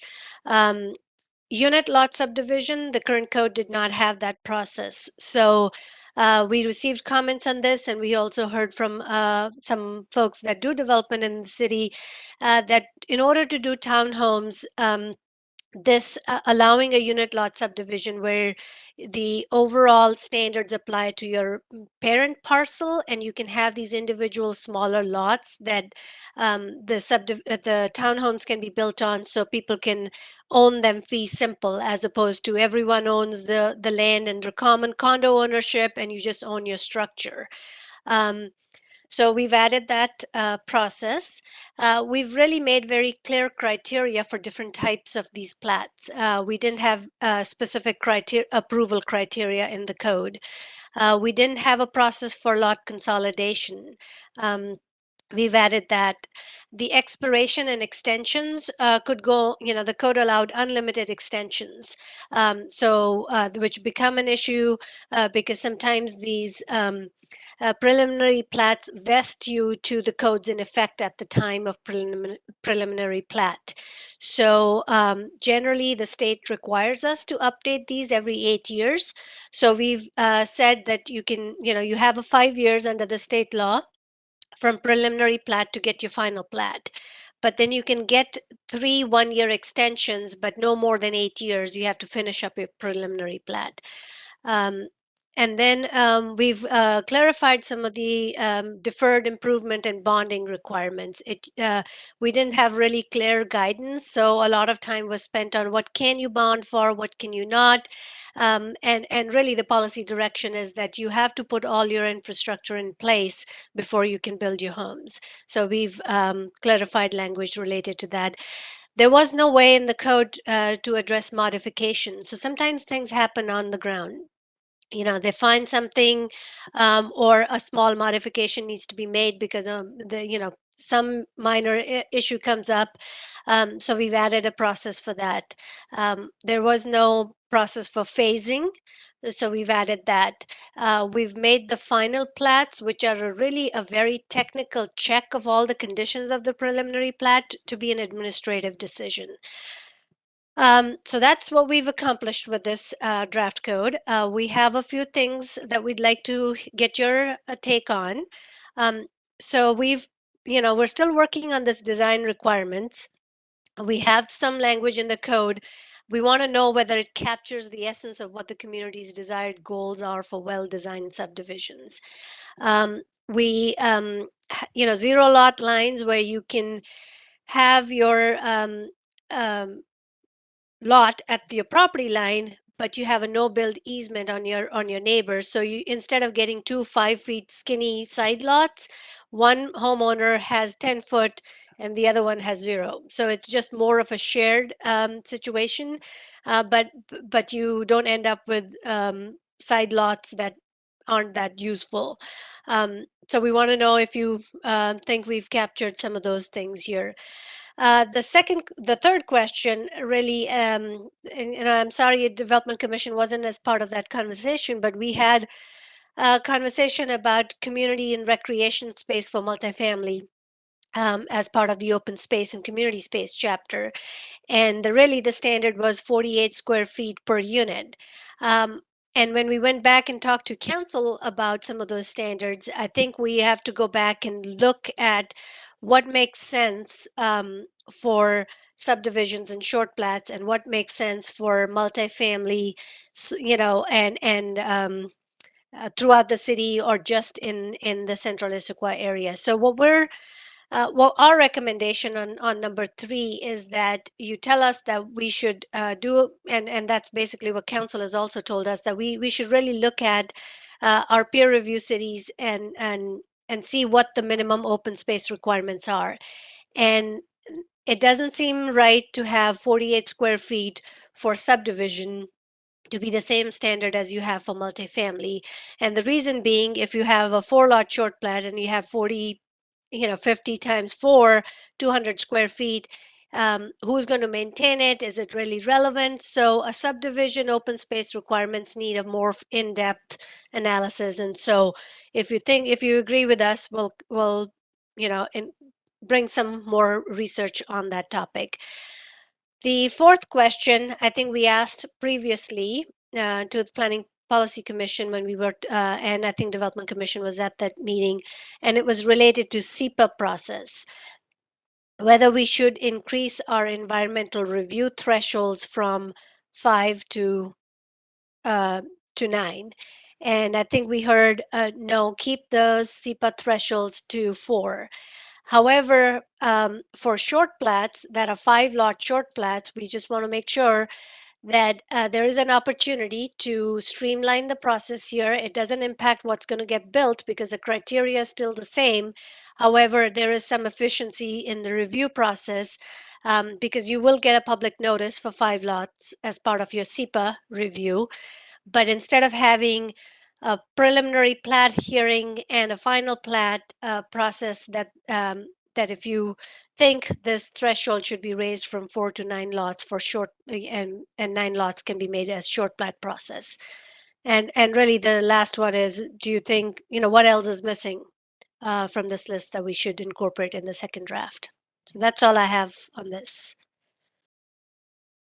I can stop sharing or I can keep the questions on the screen. Go ahead. If you could take them down, Minnie. Okay.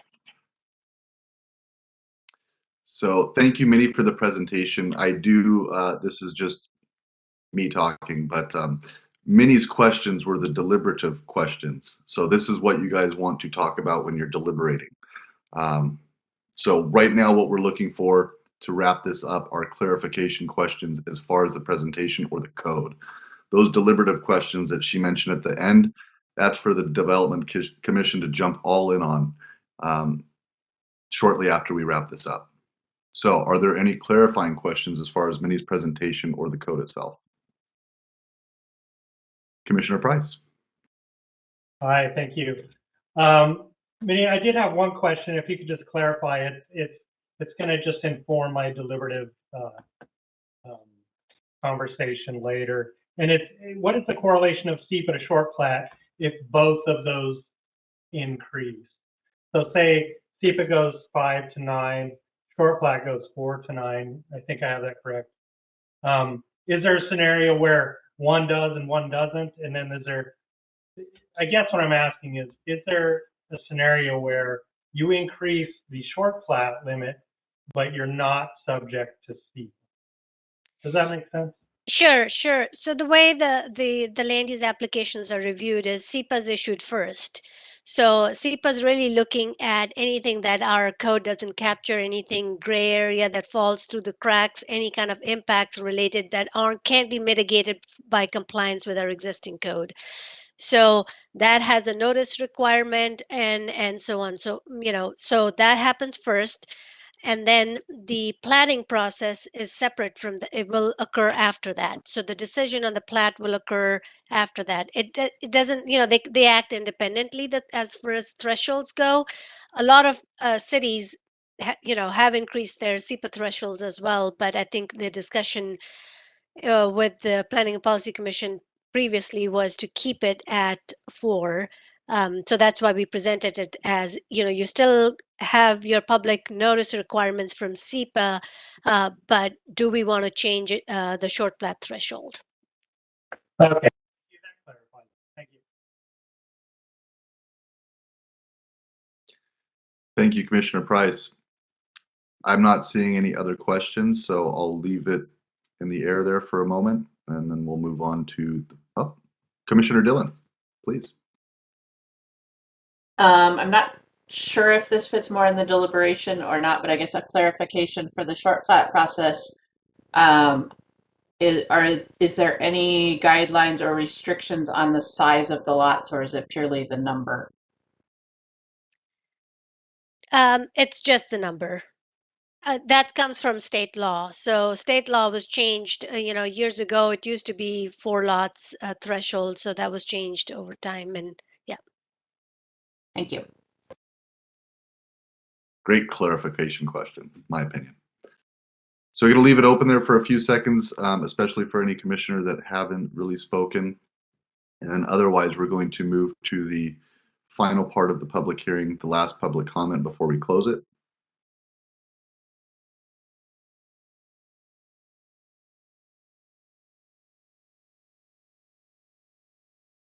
All right, Stephen, do we have anyone signed up for public comment? Yes, I see one raised hand. Connie, I'm going to unmute you now and make you a panelist.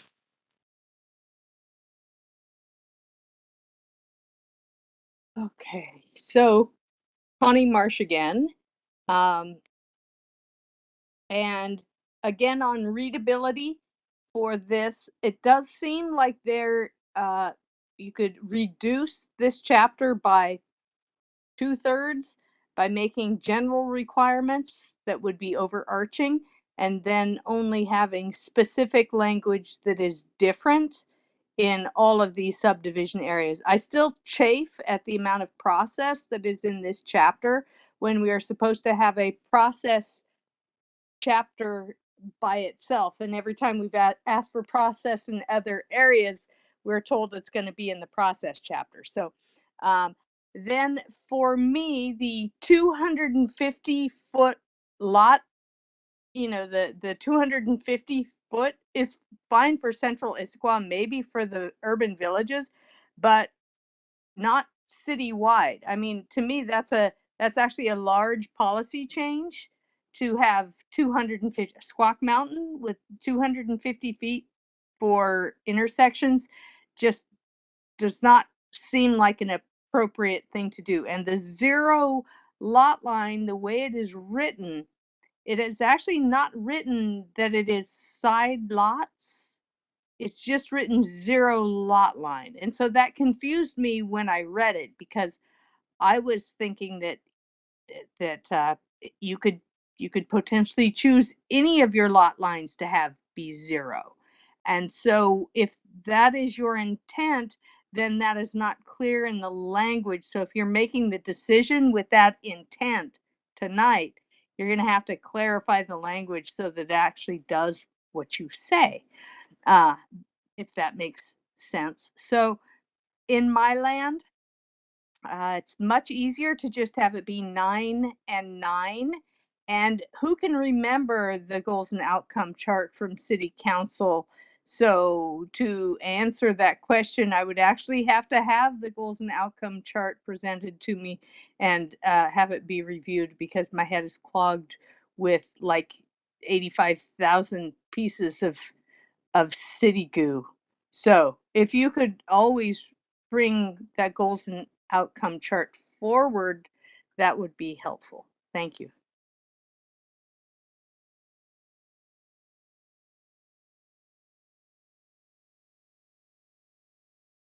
Chair voice, I don't see any other hands raised for public comment.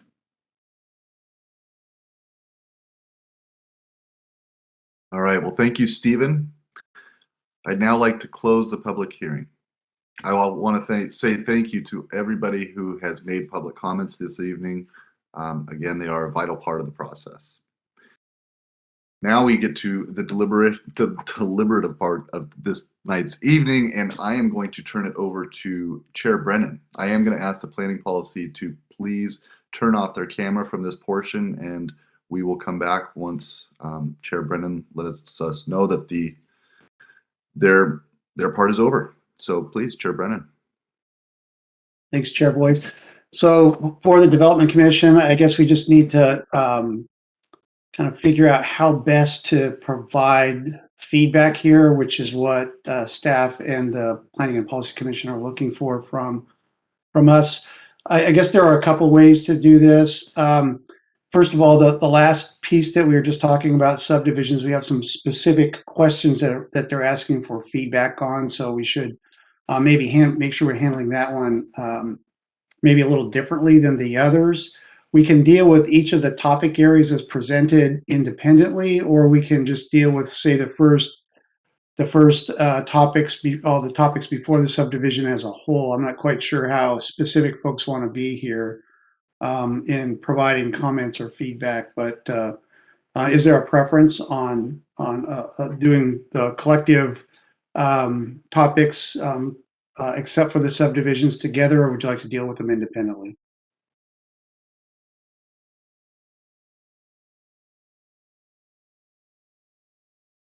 Or I'll just make the chair choice. Let's deal with how about let's deal with them independently so that maybe it just makes sense based on the way the information was provided. So the first two topic areas were zones and permitted uses. Do any of the commissioners have comments or feedback that they would like to share with the commission? And obviously, if we need to go back and forth and deliberate on points that people are making here or commissioners are making, certainly there's time to do that as well. So in using the same approach in the chat, just note that you have a comment. Anybody want to kick us off on zones and permitted uses? Feedback to the commission? Commissioner Morgan. Thank you, Chair Brennan. Under permitted uses, we had the comment from a person from Lakeside Industries about the zoning. And looking at the city's zoning map, it shows the Lakeside Industries as mineral and the IC and the ICCI, I think, as properties that I don't believe are part of Lakeside Industries. And so I want staff to make sure that they check to clarify that, because I don't think mineral extraction and asphalt operations should be allowed on the properties that are not part of Lakeside. And so the way I see the zoning map right now, the M covers their property and should cover that. And I would like them to look into the possibility of single-family developments on individual lots be allowed in areas other than urban villages. I think with the shortage of housing we have everywhere, that the more options we have for housing throughout the city would be better, I believe. And I've got a couple items I'll send to staff separately. Thank you, Chair Brennan. Commissioner Sanford. Thank you, Chair Brennan. On 18-402-030, the table of residential, commercial, and recreational permitted uses, the permitted use table. Two questions and that I should have probably asked before, and two comments. I wanted to be sure that the key to the zone abbreviations would still be available in the footer of the permitted use table. I know a lot of requirements and other information is coming out of that, but I wanted to make sure that those abbreviations are still there in the footer on the page of those long tables. I think cross-references and hyperlinking was mentioned before, but I wanted to be sure that the cross-references to the IMC chapters in that table will be hyperlinked. I think it's one of the most useful features we can provide in this update for usability. Couple of comments. The order in the table for me is hard to decode, and I know it's just taken across. It's in the original table as well. Could it be alpha order for both the headings and the rows there? And finally, we're split into different tables now. So we have the residential, commercial, and recreational table, and then we have the community and resource zones table. And in the latter table, there are 40 some rows there. And if they are all also, if that's a subset of the residential, commercial, and recreational table, I'd suggest that in the top table that we include see also references to the second table in there, because I think it's highly likely that users could see their use in the first table and never even see it under community and resource zones. So those are all my comments. Thanks. Great, thank you, Commissioner Sanford. Commissioner Morgan, additional comments? Yes, sorry, I missed this before. On permitted uses, page 15 of 22, it does show cannabis producer or processor recreational as permitted in the IC and ICCI zones.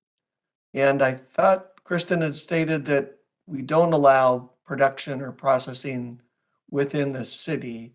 And so I wonder if that is supposed to mean cannabis sales as opposed to processing?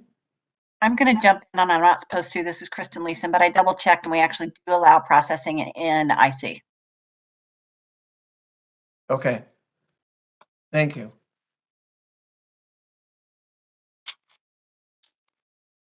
Are there other commissioners that have comments on the zones and permitted use?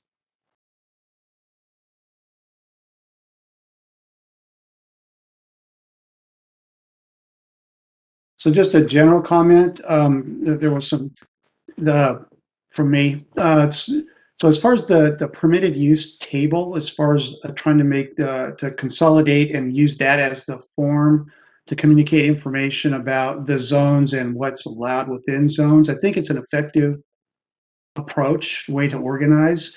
So I understand the challenges of bringing in all of these different uses from different code sections that exist out there, but I think that is a form that is I think used in other places, and I think it's fairly easy to track. I appreciate Commissioner Sanford's point about hyperlinking and making sure that the references are clear, because you don't want people to conclude that they've got all of the information when in fact they're missing a critical piece when it comes to trying to determine what is and isn't allowed on property, and whether it's somebody who's trying to develop property or they're looking to purchase property and doing research. So those can be really important.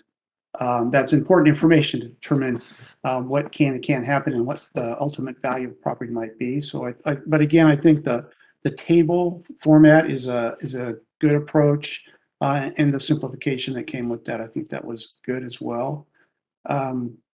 Other than that, I don't have any other specific feedback on the zones. Are there other commissioners that have comments or to share or feedback on either one of these sections? Okay, seeing none, we can move to I'm sorry, Commissioner Arcata. Hi, Commissioner Arcata. Thank you, Chair Brennan. I kind of share Commissioner Sanford's concern about coordination of, say, these buckets where there may be a critical areas concern that's in that may be in zoning or clustered families, and that's just a concern that to make sure that all these things are coordinated. I'm not sure how that ultimately will be edited or or chase the rabbit down the hole, that sort of thing. That's it's just a massive task. And the other comment I had was just a question on the zoning. Seeing the chart, there's always exceptions to the rules. Are there exceptions in the footnotes or something that would direct someone to another area that may be an exception to maybe cluster or single family uses? Thanks. So I guess that's feedback to staff. I think if it's not clear, you're raising those questions as you're looking at it, Commissioner Arcata, that obviously the staff can take that feedback and make sure that the references are appropriate and visible for the user too. Part of the goal here was to simplify and make the code a more usable and understandable document. Any other comments on these two sections from commissioners?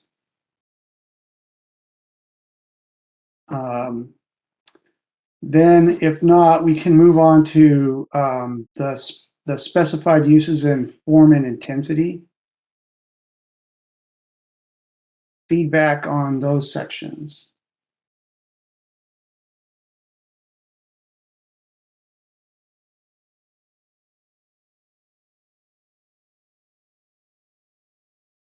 Commissioner Morgan. Thank you, Chair Brennan. The page form and intensity, page 4 of 18, the roofline variation says there will be continued review. The amount will occur in the next draft. And I'm curious if, I guess a suggestion would be following, this is for outside of Central Issaquah, Old Town. I guess my suggestion would be to look to Central Issaquah as the standard for what those roofline variations should be, since a lot of work has gone into that. And then form and intensity, page 6 of 24, which has to do with the native retention area, that the section that's going to be moved. And I had the question about what does native soil mean? And I'm just curious about how this operates, because the way I read it, projects with existing native vegetation must retain the following minimum percentage of the native soil, and it's 25 and 30%. Number one, it would seem simpler just to have one percentage, either 25 or 30 for all uses. I don't see a reason why we would have that difference between single family and non-residential. But wondering if I had a property that was 100% covered with trees, does it mean I have to keep 30% of my property in native soil? Are we creating something like that? In which case, does that mean as a developer, would I go in and cut all the trees down, clear out all the native plants, and then come in and go for approval of a project? So I wasn't limited by that. So just, I guess, for staff to take a look at the way that's written and how it would work from a practical standpoint. And then, as I mentioned, I think looking at those changes with the NA4 versus FAR in Table 18404.100. Thank you. Thank you, Commissioner Morgan. Commissioner Sanford. Thank you, Richard Sanford. In form and intensity, I'm looking at page 9 of 24. Section is 18.404.060. And on that page, there's a table in the middle of the page there regarding allowances for additional heights. And I don't know how other commissioners feel. This struck me as kind of a curious table. It looks like 4 categories of overlays and other zones have no additional height allowance at all, and 4 zoning districts have up to the maximum. So it strikes me as information that's not really a matrix. I wonder if there's just a way of saying that a certain number of, well, what would I have? Replaced by up to 65-foot height is allowed in those 4 zoning districts only, and list them. I think there's a shade of difference I'm missing in here, but it was hard for me to decode that table.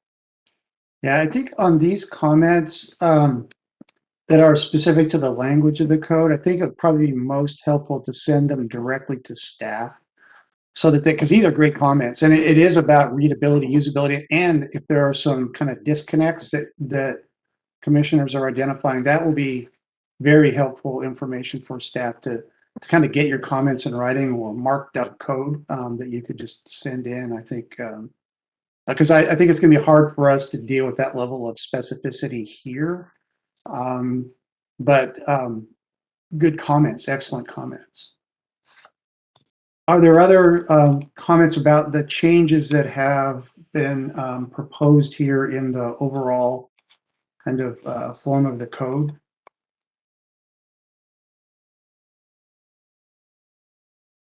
I'm not seeing it. So let's spend a little time on the questions for the subdivision, which is they're looking for some staff is looking for and the Planning and Policy Commission is looking for some specific feedback on these questions. So we just take them just each individually. Anybody who wants to kind of share your perspective based on your review of the materials. So the first question. Chair Brennan, there's a comment from Commissioner Gilbert. Oh, I'm sorry, I missed that. Go ahead, Commissioner. My question, just really quick, and I don't know if this was a change. I'm still kind of getting my bearings, but I was looking at the impervious surfaces and the building form and intensity, and I didn't see anything for permeable paving. I didn't see any exceptions made for permeable paving, and I wondered if we could add something about that. Because we, some of the comments that I read, outside comments said they wanted to encourage, more sustainable building. And also with our water runoff issues, I think we should be encouraging the use of permeable paving. Great. Thanks. Excellent comment, Commissioner Gilbert. Sorry, I missed you guys. I wasn't tracking my chat. It was you were buried underneath it. Okay, so let me try to get back on track here. The comment from Commissioner Dillon. I guess just a response to Commissioner Gilbert. I think that would be worth looking into. There are a lot of working in stormwater. There are a lot of complications with permeable pavement in terms of maintenance, in terms of effectiveness, and things like that. And I'm not sure. And it would take some research, kind of outside of these code documents, what the City Department of Public Works position is on permeable pavement versus other types of green stormwater treatment or low impact development. So I would be hesitant to be too specific here, but something to look into, perhaps linking some of this with stormwater code in terms of impervious surface allowances and the methods that are being used to treat stormwater. Just a real quick comment on this. So there are things we're identifying that would be changes of the code or policy changes that are kind of outside of the scope of the Title 18 update that's underway now, which is consolidation, kind of removing conflicts or redundancy and creating consistencies. So these are substantive changes. I think flagging those or putting them on the whiteboard, so to speak. So it's a valuable feedback, but just we need to make sure we understand that there's a limited scope of the work here. Commissioner Morgan. Thank you, Chair Brennan. Great question by Commissioner Gilbert. But I think the city staff, when we've seen projects, the city has generally considered permeable pavement not to be, or to be considered an impervious surface, from what I understand. But a good question to be considered always. Yeah, absolutely. So are there other comments on these sections before we step into the subdivision questions? Okay, seeing none, let's move to the subdivision questions and maybe kind of take them one at a time. Remember, we're running a little late, and we've got our Planning and Policy Commission folks standing by, and they still have a little business to take care of after we finish this deliberation. So I just want to be respectful of their time. But with that being said, the first question is, do the proposed design requirements for plat layout, including block length requirements for subdivisions, adequately address the community's desired goals of well-designed subdivisions? So this is about the form of the subdivisions that are generated based on the changes in the regulations, more specificity on the design.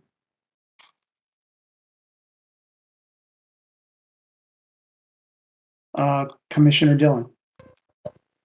I guess one thought I have on this is that the character of our residential neighborhoods is different in different parts of the city. And some of the block lengths and the lack of cul-de-sacs and connection of all the streets, maybe in the character of some areas and less in the character of other areas. But it seems to be pretty prescribed in one direction, and just making sure that some consideration is given to how these requirements would fit into different types of neighborhoods.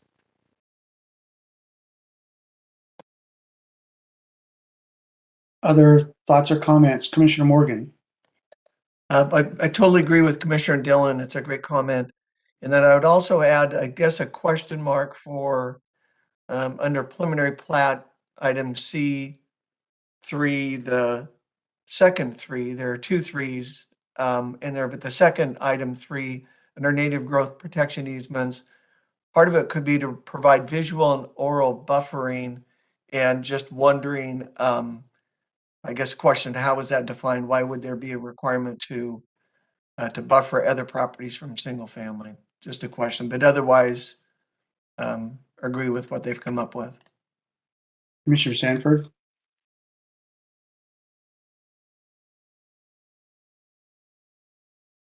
Commissioner Sanford, you're muted. Sorry, I'm sorry. There you go. Thank you. To pick up on Commissioner Dillon's comment, I wonder if there are requirements in the overlays section that would override some of the requirements specified here and make them more specific. I don't know that. It's a question that I would have for staff. Thanks. Other feedback on this question? Just to share my comment, I appreciate the comment from Commissioner Dillon as well. We don't want to be overly prescriptive because of topographic differences, how they're going to integrate with existing neighborhoods that they may be connecting into. There are a number of things that can affect the character of a subdivision and how you want it to look and how you want it to integrate. So I think I do appreciate that, they're trying to create kind of a more public facing frontage, I guess, for the single family homes and bringing vehicles in from the side or the back when there are alleys, et cetera. I do appreciate that. But sometimes that's not going to fit with the connectivity that they're trying to create with what's existing. So anyway, again, not overly prescriptive, but some guidance as is provided, I think is really helpful.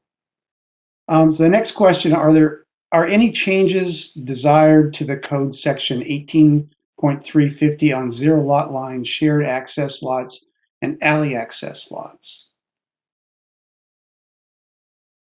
Anybody give a hard look at that section of the code?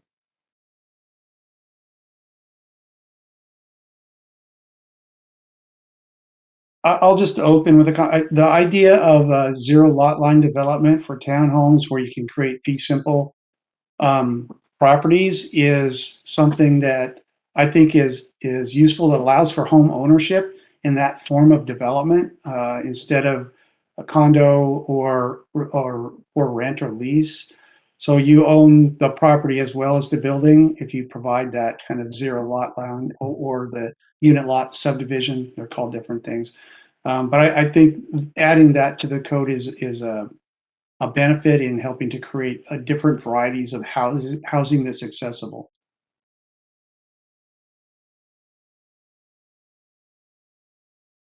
Are there other comments on this question? Agreed. Okay, we got a few hands up on that one. Okay, so let's go to the next one. Should open and recreation space standards be the same for multifamily versus single family short plat and subdivisions? Anybody have thoughts on this particular question?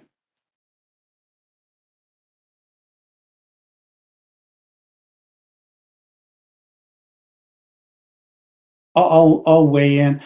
Open space is a very important element to livability for the city, for neighborhoods, for the urban area, etc. And I think Ms. Dalawali was talking about taking a look at the standards and trying to make sure that they make sense for the situation that they're being applied to. So a short plat or a plat is different than a multifamily development and applying the same standard, at least for size, may not make sense.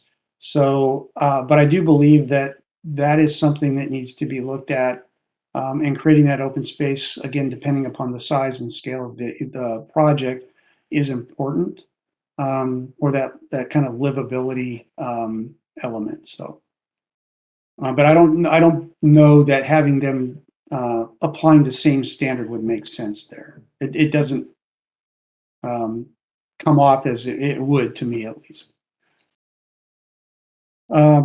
Commissioner, let's see, Commissioner Dillon and then Commissioner Price. Yeah, I guess I would agree that there probably needs to be some difference in that standard, and perhaps it's a scaling factor based on lot size and number of residences. You know, if you have a 4,000 square foot lot that you're trying to put 4 townhomes on, that's a different situation than a 10,000 square foot lot that you're going to put single family homes on, and both the expectations of the type of development and the opportunities for open space are going to vary in those situations. So I think some additional consideration to how that might be scaled that would work in most situations would be worthwhile. Commissioner Price. Thank you. I'll withdraw. You both captured my comments precisely, so thank you. Commissioner Morgan, I don't know if I missed you on this one or if that was from the previous. No, it was from this one, but yeah, I agree. I don't think they need to be the same. Okay. Great. The next question is, should the threshold of short plats increase from 4 lots to 9 lots?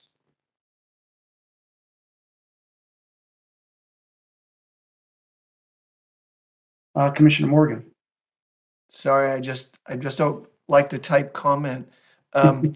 Yeah, I think we should to go along with the change at the state level, because I mean we really truly are facing housing shortages, and the more we can do to make the process to get new homes built, the better.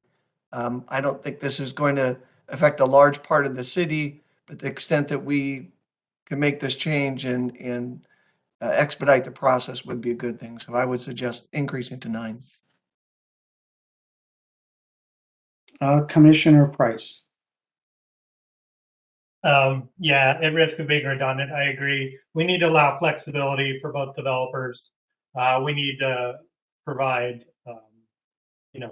viable homes for consumers.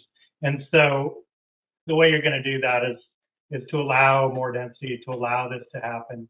And the best tool you can use is expediting that process. So I'm 100% in agreement with that.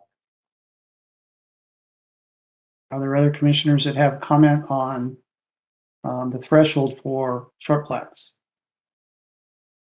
Commissioner Dillon.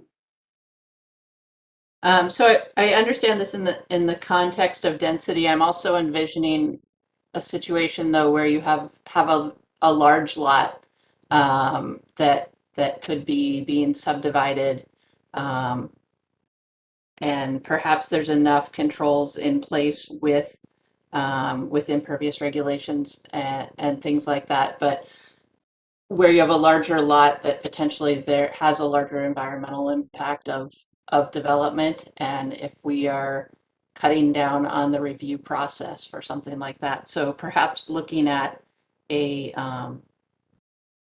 size threshold for lots, and somebody who's much more familiar with this process than I am would have to suggest what that would be, but to make sure that we're targeting it at that type of development that we do want to increase the efficiency of, and not just giving carte blanche to any developer to break up perhaps a very large parcel. Other comments on this question? I'll just, so this is a process question primarily. I would agree that raising the threshold to 9 lots as allowed under state law eliminates some process barrier and does allow for the short plats at 9 lots or less to move more quickly through the process. They are still subject to SEPA and environmental review. They're still subject to the codes and standards for impervious surface, minimum lot size, etc. So I'm confident that that the staff level, the administrative level review would provide the appropriate controls up to 9 lots. I think when you get bigger, there's a bigger process and more enhanced public engagement that goes with that. I think that makes sense as well. So that would be my comment on this particular question. The last question under subdivisions is, do the proposed changes adequately address the goals and outcomes identified by the council?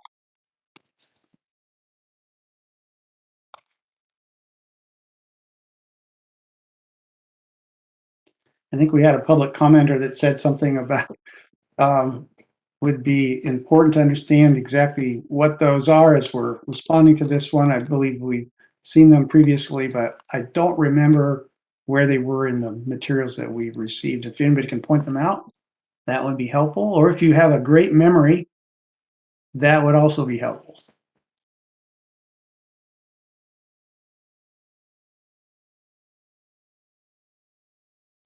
We will then, any comments on this particular? I see the Director Dhaliwali popped in. Maybe he can remind us. Yeah, so I'm trying to find the little memo thing here in the, bear with me for just a minute. So in your packet, we sort of,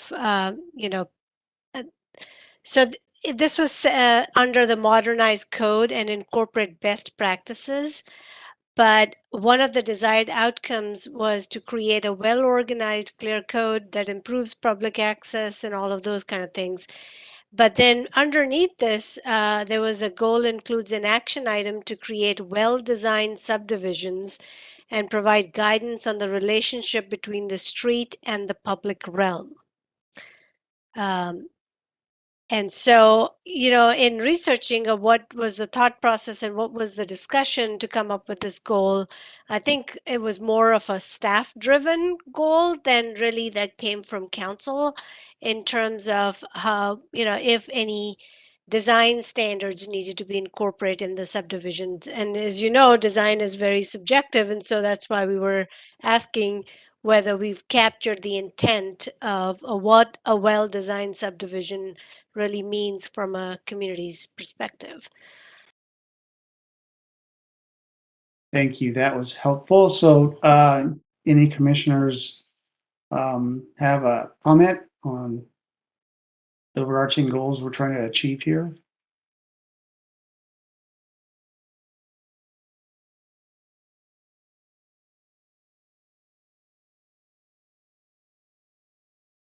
So I think sounds like we're quiet on this one. That the goals are fairly broad, so it's a little hard to react, I think, without studying the specifics maybe. But I would think as far as what we talked about in responding to the first question, I would say we don't want to be overly prescriptive, but at the same time, as the staff is trying to find the right, thread the needle here, so to speak, with the right amount of guidance and or structure around requirements. It is about that interface that's important, and it needs to be aligned with what's happening, adjacent to whatever the subdivision or the short plat is. While at the same time that front-facing, kind of engaging, let's call it curb appeal that we're trying to create with these neighborhoods, so it's not car-centric.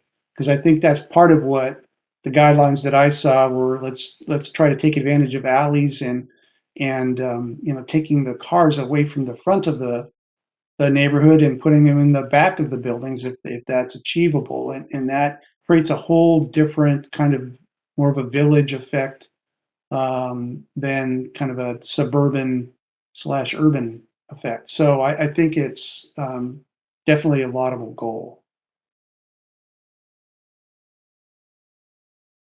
Commissioner Sanford. Thank you. And in terms of that goal, I noticed in looking through this draft, that there is still quite a bit of intent and purpose language in the body of the requirements intermixed. Should, encourage, discourage, and so on. And I think some of the language regarding trying to encourage, rather discourage, cul-de-sacs and so on it's there, but it's in discouraged language, kind of buried in the middle of the content. And it kind of gets to a larger point for me. I would really like to see, to the extent possible, all of these chapters very structured in terms of their organization. If applicability applies within a chapter, then I would like to see that in the same location in the chapter every time I encounter that. If there is guidance information, I would like to see that in a consistent intent or purpose statement close to the top. And I think if that happens, then some of that language discouraging motorbound use only would gain emphasis by being in that position at the top of each chapter topic. Thank you. Appreciate that feedback, Commissioner Stanford. Commissioner Price. Thank you. I would just say that I think the best mechanism you have would be guidelines that tend to be overly prescriptive, especially in the case of short plat or any subdivision, really. Developers will be developing these lots. These aren't individual homeowners remodeling their house. This isn't somebody building their dream home. This is developers, and it's the least in, most out. And they're going to appeal to the least common denominator. And if you don't guide that, you're not going to get the quality and the performance out of it. So I think there needs to be more guidance, but it's a function of guidelines.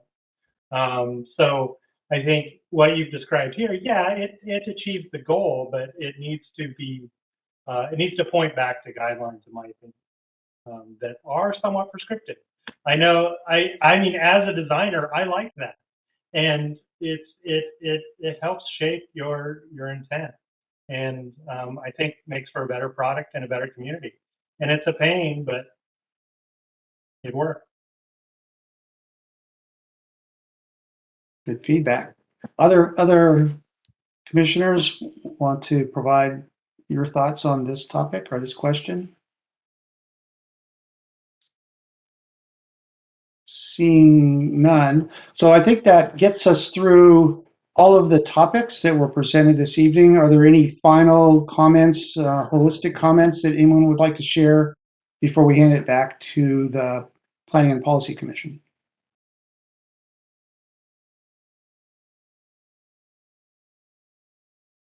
Just one real quick. I appreciate the challenge that this project is for staff and the community and for us, and I'm glad the Planning and Policy Commission has the final responsibility to kind of sort all this out and make a recommendation. But I think the work that is proceeding is really solid work. It's not going to address all of the policy questions that are coming up because it opens the door for lots of we should do this and we should do that. I do think that we do need to capture that staff, and I know you are, capture those questions about the density and appropriate density in the neighborhoods as an example, and there's some issues around design and what's happening up in the urban villages and kind of that allowances, uses that are allowed or densities that are allowed. So I think those things are important to capture and trying to figure out at some point, do we look at those? And if so, what does that look like? When you do an update like this, you've got to get it out there and drive it for a while to figure out whether or not you hit the mark or not. And there will be things that come back and clean up later as you use it and get practiced with it and get more feedback after it gets implemented. But I just really appreciate the work that's been done so far. So I'm going to hand it back to Commissioner Voice. Hopefully he's not, our Chair Voice from the Planning and Policy Commission. Hopefully he's not sleeping. No, he's still awake. Good. Oh, sorry, we ran a little long here, Mr. Chair, but I'm handing it back to you. And I believe that the work of the Development Commission for the evening is complete. Right. And thank you, Chair Brennan. Thank you, Development Commissioners.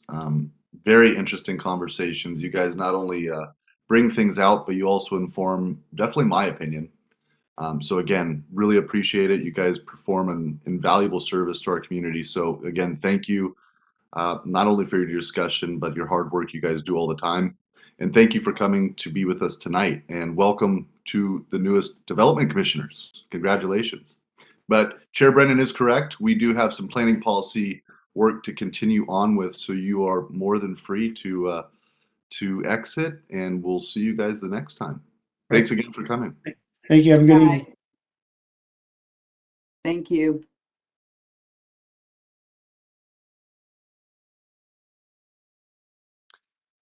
Planning policy. All right, so we have a couple more items on the agenda before we get to exit, but hopefully they should go pretty quick. The next item on the agenda is the chair and vice chair nominations for this upcoming year. And we're going to use the following process to elect the chair and the vice chair. So first, I will call for nominations. When all the nominations have been made, I will close the nominations. So here's the catch. If only one nomination is made, that member is considered elected to the position by unanimous consent. If multiple nominations are made for a position, we will hold time at our next meeting for an election process. So hopefully that's clear for everybody. So again, if there's just a sole nomination, that's it. And again, if there's multiple nominations, we will move this towards our next meeting. And board members will have an opportunity to discuss that. Let's see. Yeah, and a little bit more about the process if we do get there is basically we will be casting our votes. And I think we can go over this stuff if we get there. So otherwise it's kind of a moot point. Let's get started. Are there any nominations for chair? I'd like to nominate Jason Boyce for chair. Commissioner Monahan has nominated me. Thank you. Any other nominations for chair?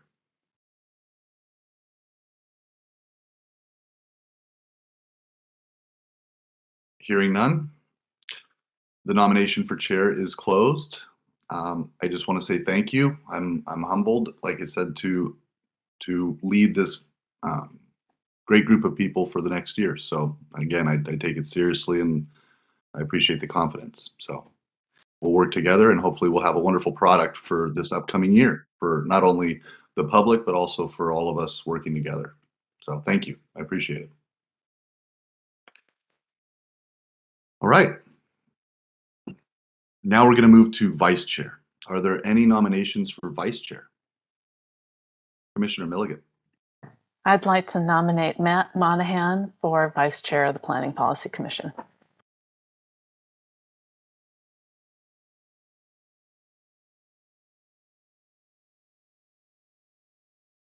Are there any other nominations for vice chair?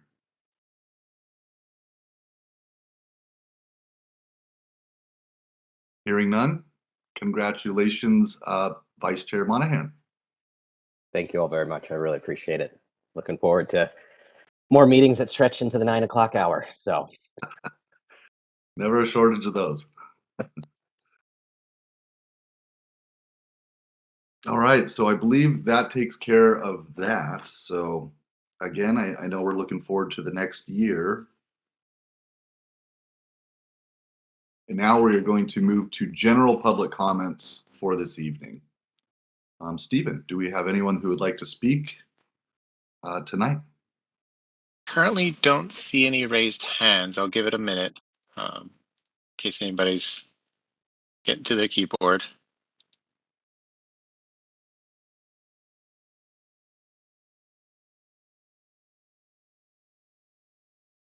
Nope, I don't see any public comment.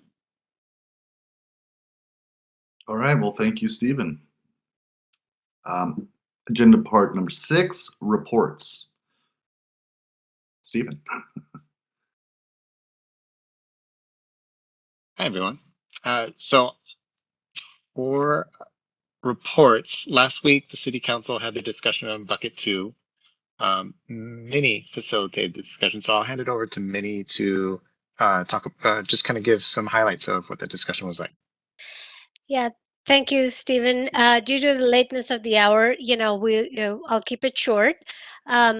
But we took your recommendation on the trees, open space, and the landscaping portion, and council members had the committee. We're on a committee structure now, so they're called Planning, Development and Environment Committee, comprised of Councilmember Hunt, Council President Walsh, and Councilmember Ray. Are on that committee, and they had a really good discussion. Want us to go back and look at a few things. And we answered their questions. Open space and the terminology, what we call these things, natural amenity versus this indoor outdoor. So we'll look at how to clean that part up, which we agree. Also, the discussion today that we had about 48 square feet per unit, does it make sense when we try and split it into private open space and community open space, and the two, do we need a separate one? So we'll do a little bit more analysis and research on the recreation open space part. That's the upshot of it, but there was a lot of other things that they gave us feedback on that we'll incorporate in the second draft, and we'll share that consolidated list of the changes from you all, from the community members, and from council that will be incorporated in the second draft towards the end of the year. So with that, that's it. Stephen, back to you, or Chair. Congratulations to the new chair and vice chair. And thank you all for all your hard work. I know this is dense material we're sending your way, so appreciate all your time and efforts. Yeah, great. Thank you, Minnie. I appreciate it. Finally, other business and announcements. I just have a couple things for announcements. So I'll be following up with the commissioners tomorrow to schedule a special meeting for our annual training. But at this training, we'll also be discussing updating our rules and regulations to be consistent with the other commissions and boards. I had to wait to schedule it because I mentioned it last time. I had to wait to schedule because our city clerk has been out of the office, but she is back. I will schedule that so that we can get her at our meeting for our training. Lastly, I'd like to announce that the PPC will be moving back to in-person meetings starting in June. And we'll start with our June 9th meeting. I think many of you received a message from the mayor kind of explaining the stance from the city and the change from the state. So we'll be moving back to the hybrid and transitioning back to in-person. The expectation for the mayor's office is that the commissioners will need to be in person in order to participate in the meetings, and we'll kind of discuss that level of participation when we go over the rules and regulations at our special meeting. So that's it for announcements. Great. Thank you, Stephen. All right, last call. Is there any comments for the good of the order?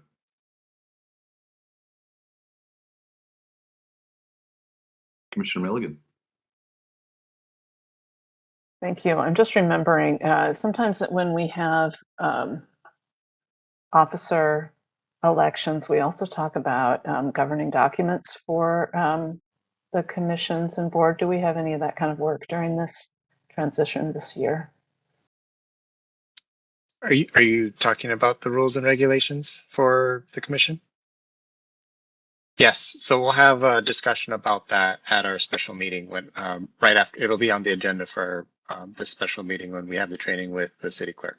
So a draft with some changes from the city clerk will get sent out to all of you prior to that meeting, and then we'll discuss any additional changes we might want to consider at the meeting. Great, thank you. And finally, I just want to say again, thank you. Looking forward to a great year. What a great way to start the year, to be able to start working together in person. I can only speak for myself, but this pandemic's been going on for 27 months, which means I've been waiting for this for 26 months. So again, I'm looking forward to meet all of you guys, the majority of you guys, for the first time in person. And then finally, I just want to say again, a very warm welcome to our newest member, Commissioner Kim. It's nice to meet you, and hopefully we will meet you in person in June. With that, we will close tonight's Planning Policy Commission at 9:19. Thank you, everybody. Thank you, Thank everyone. you. Well done, Chair Voice. Thank you, Mr. Monahan. Night.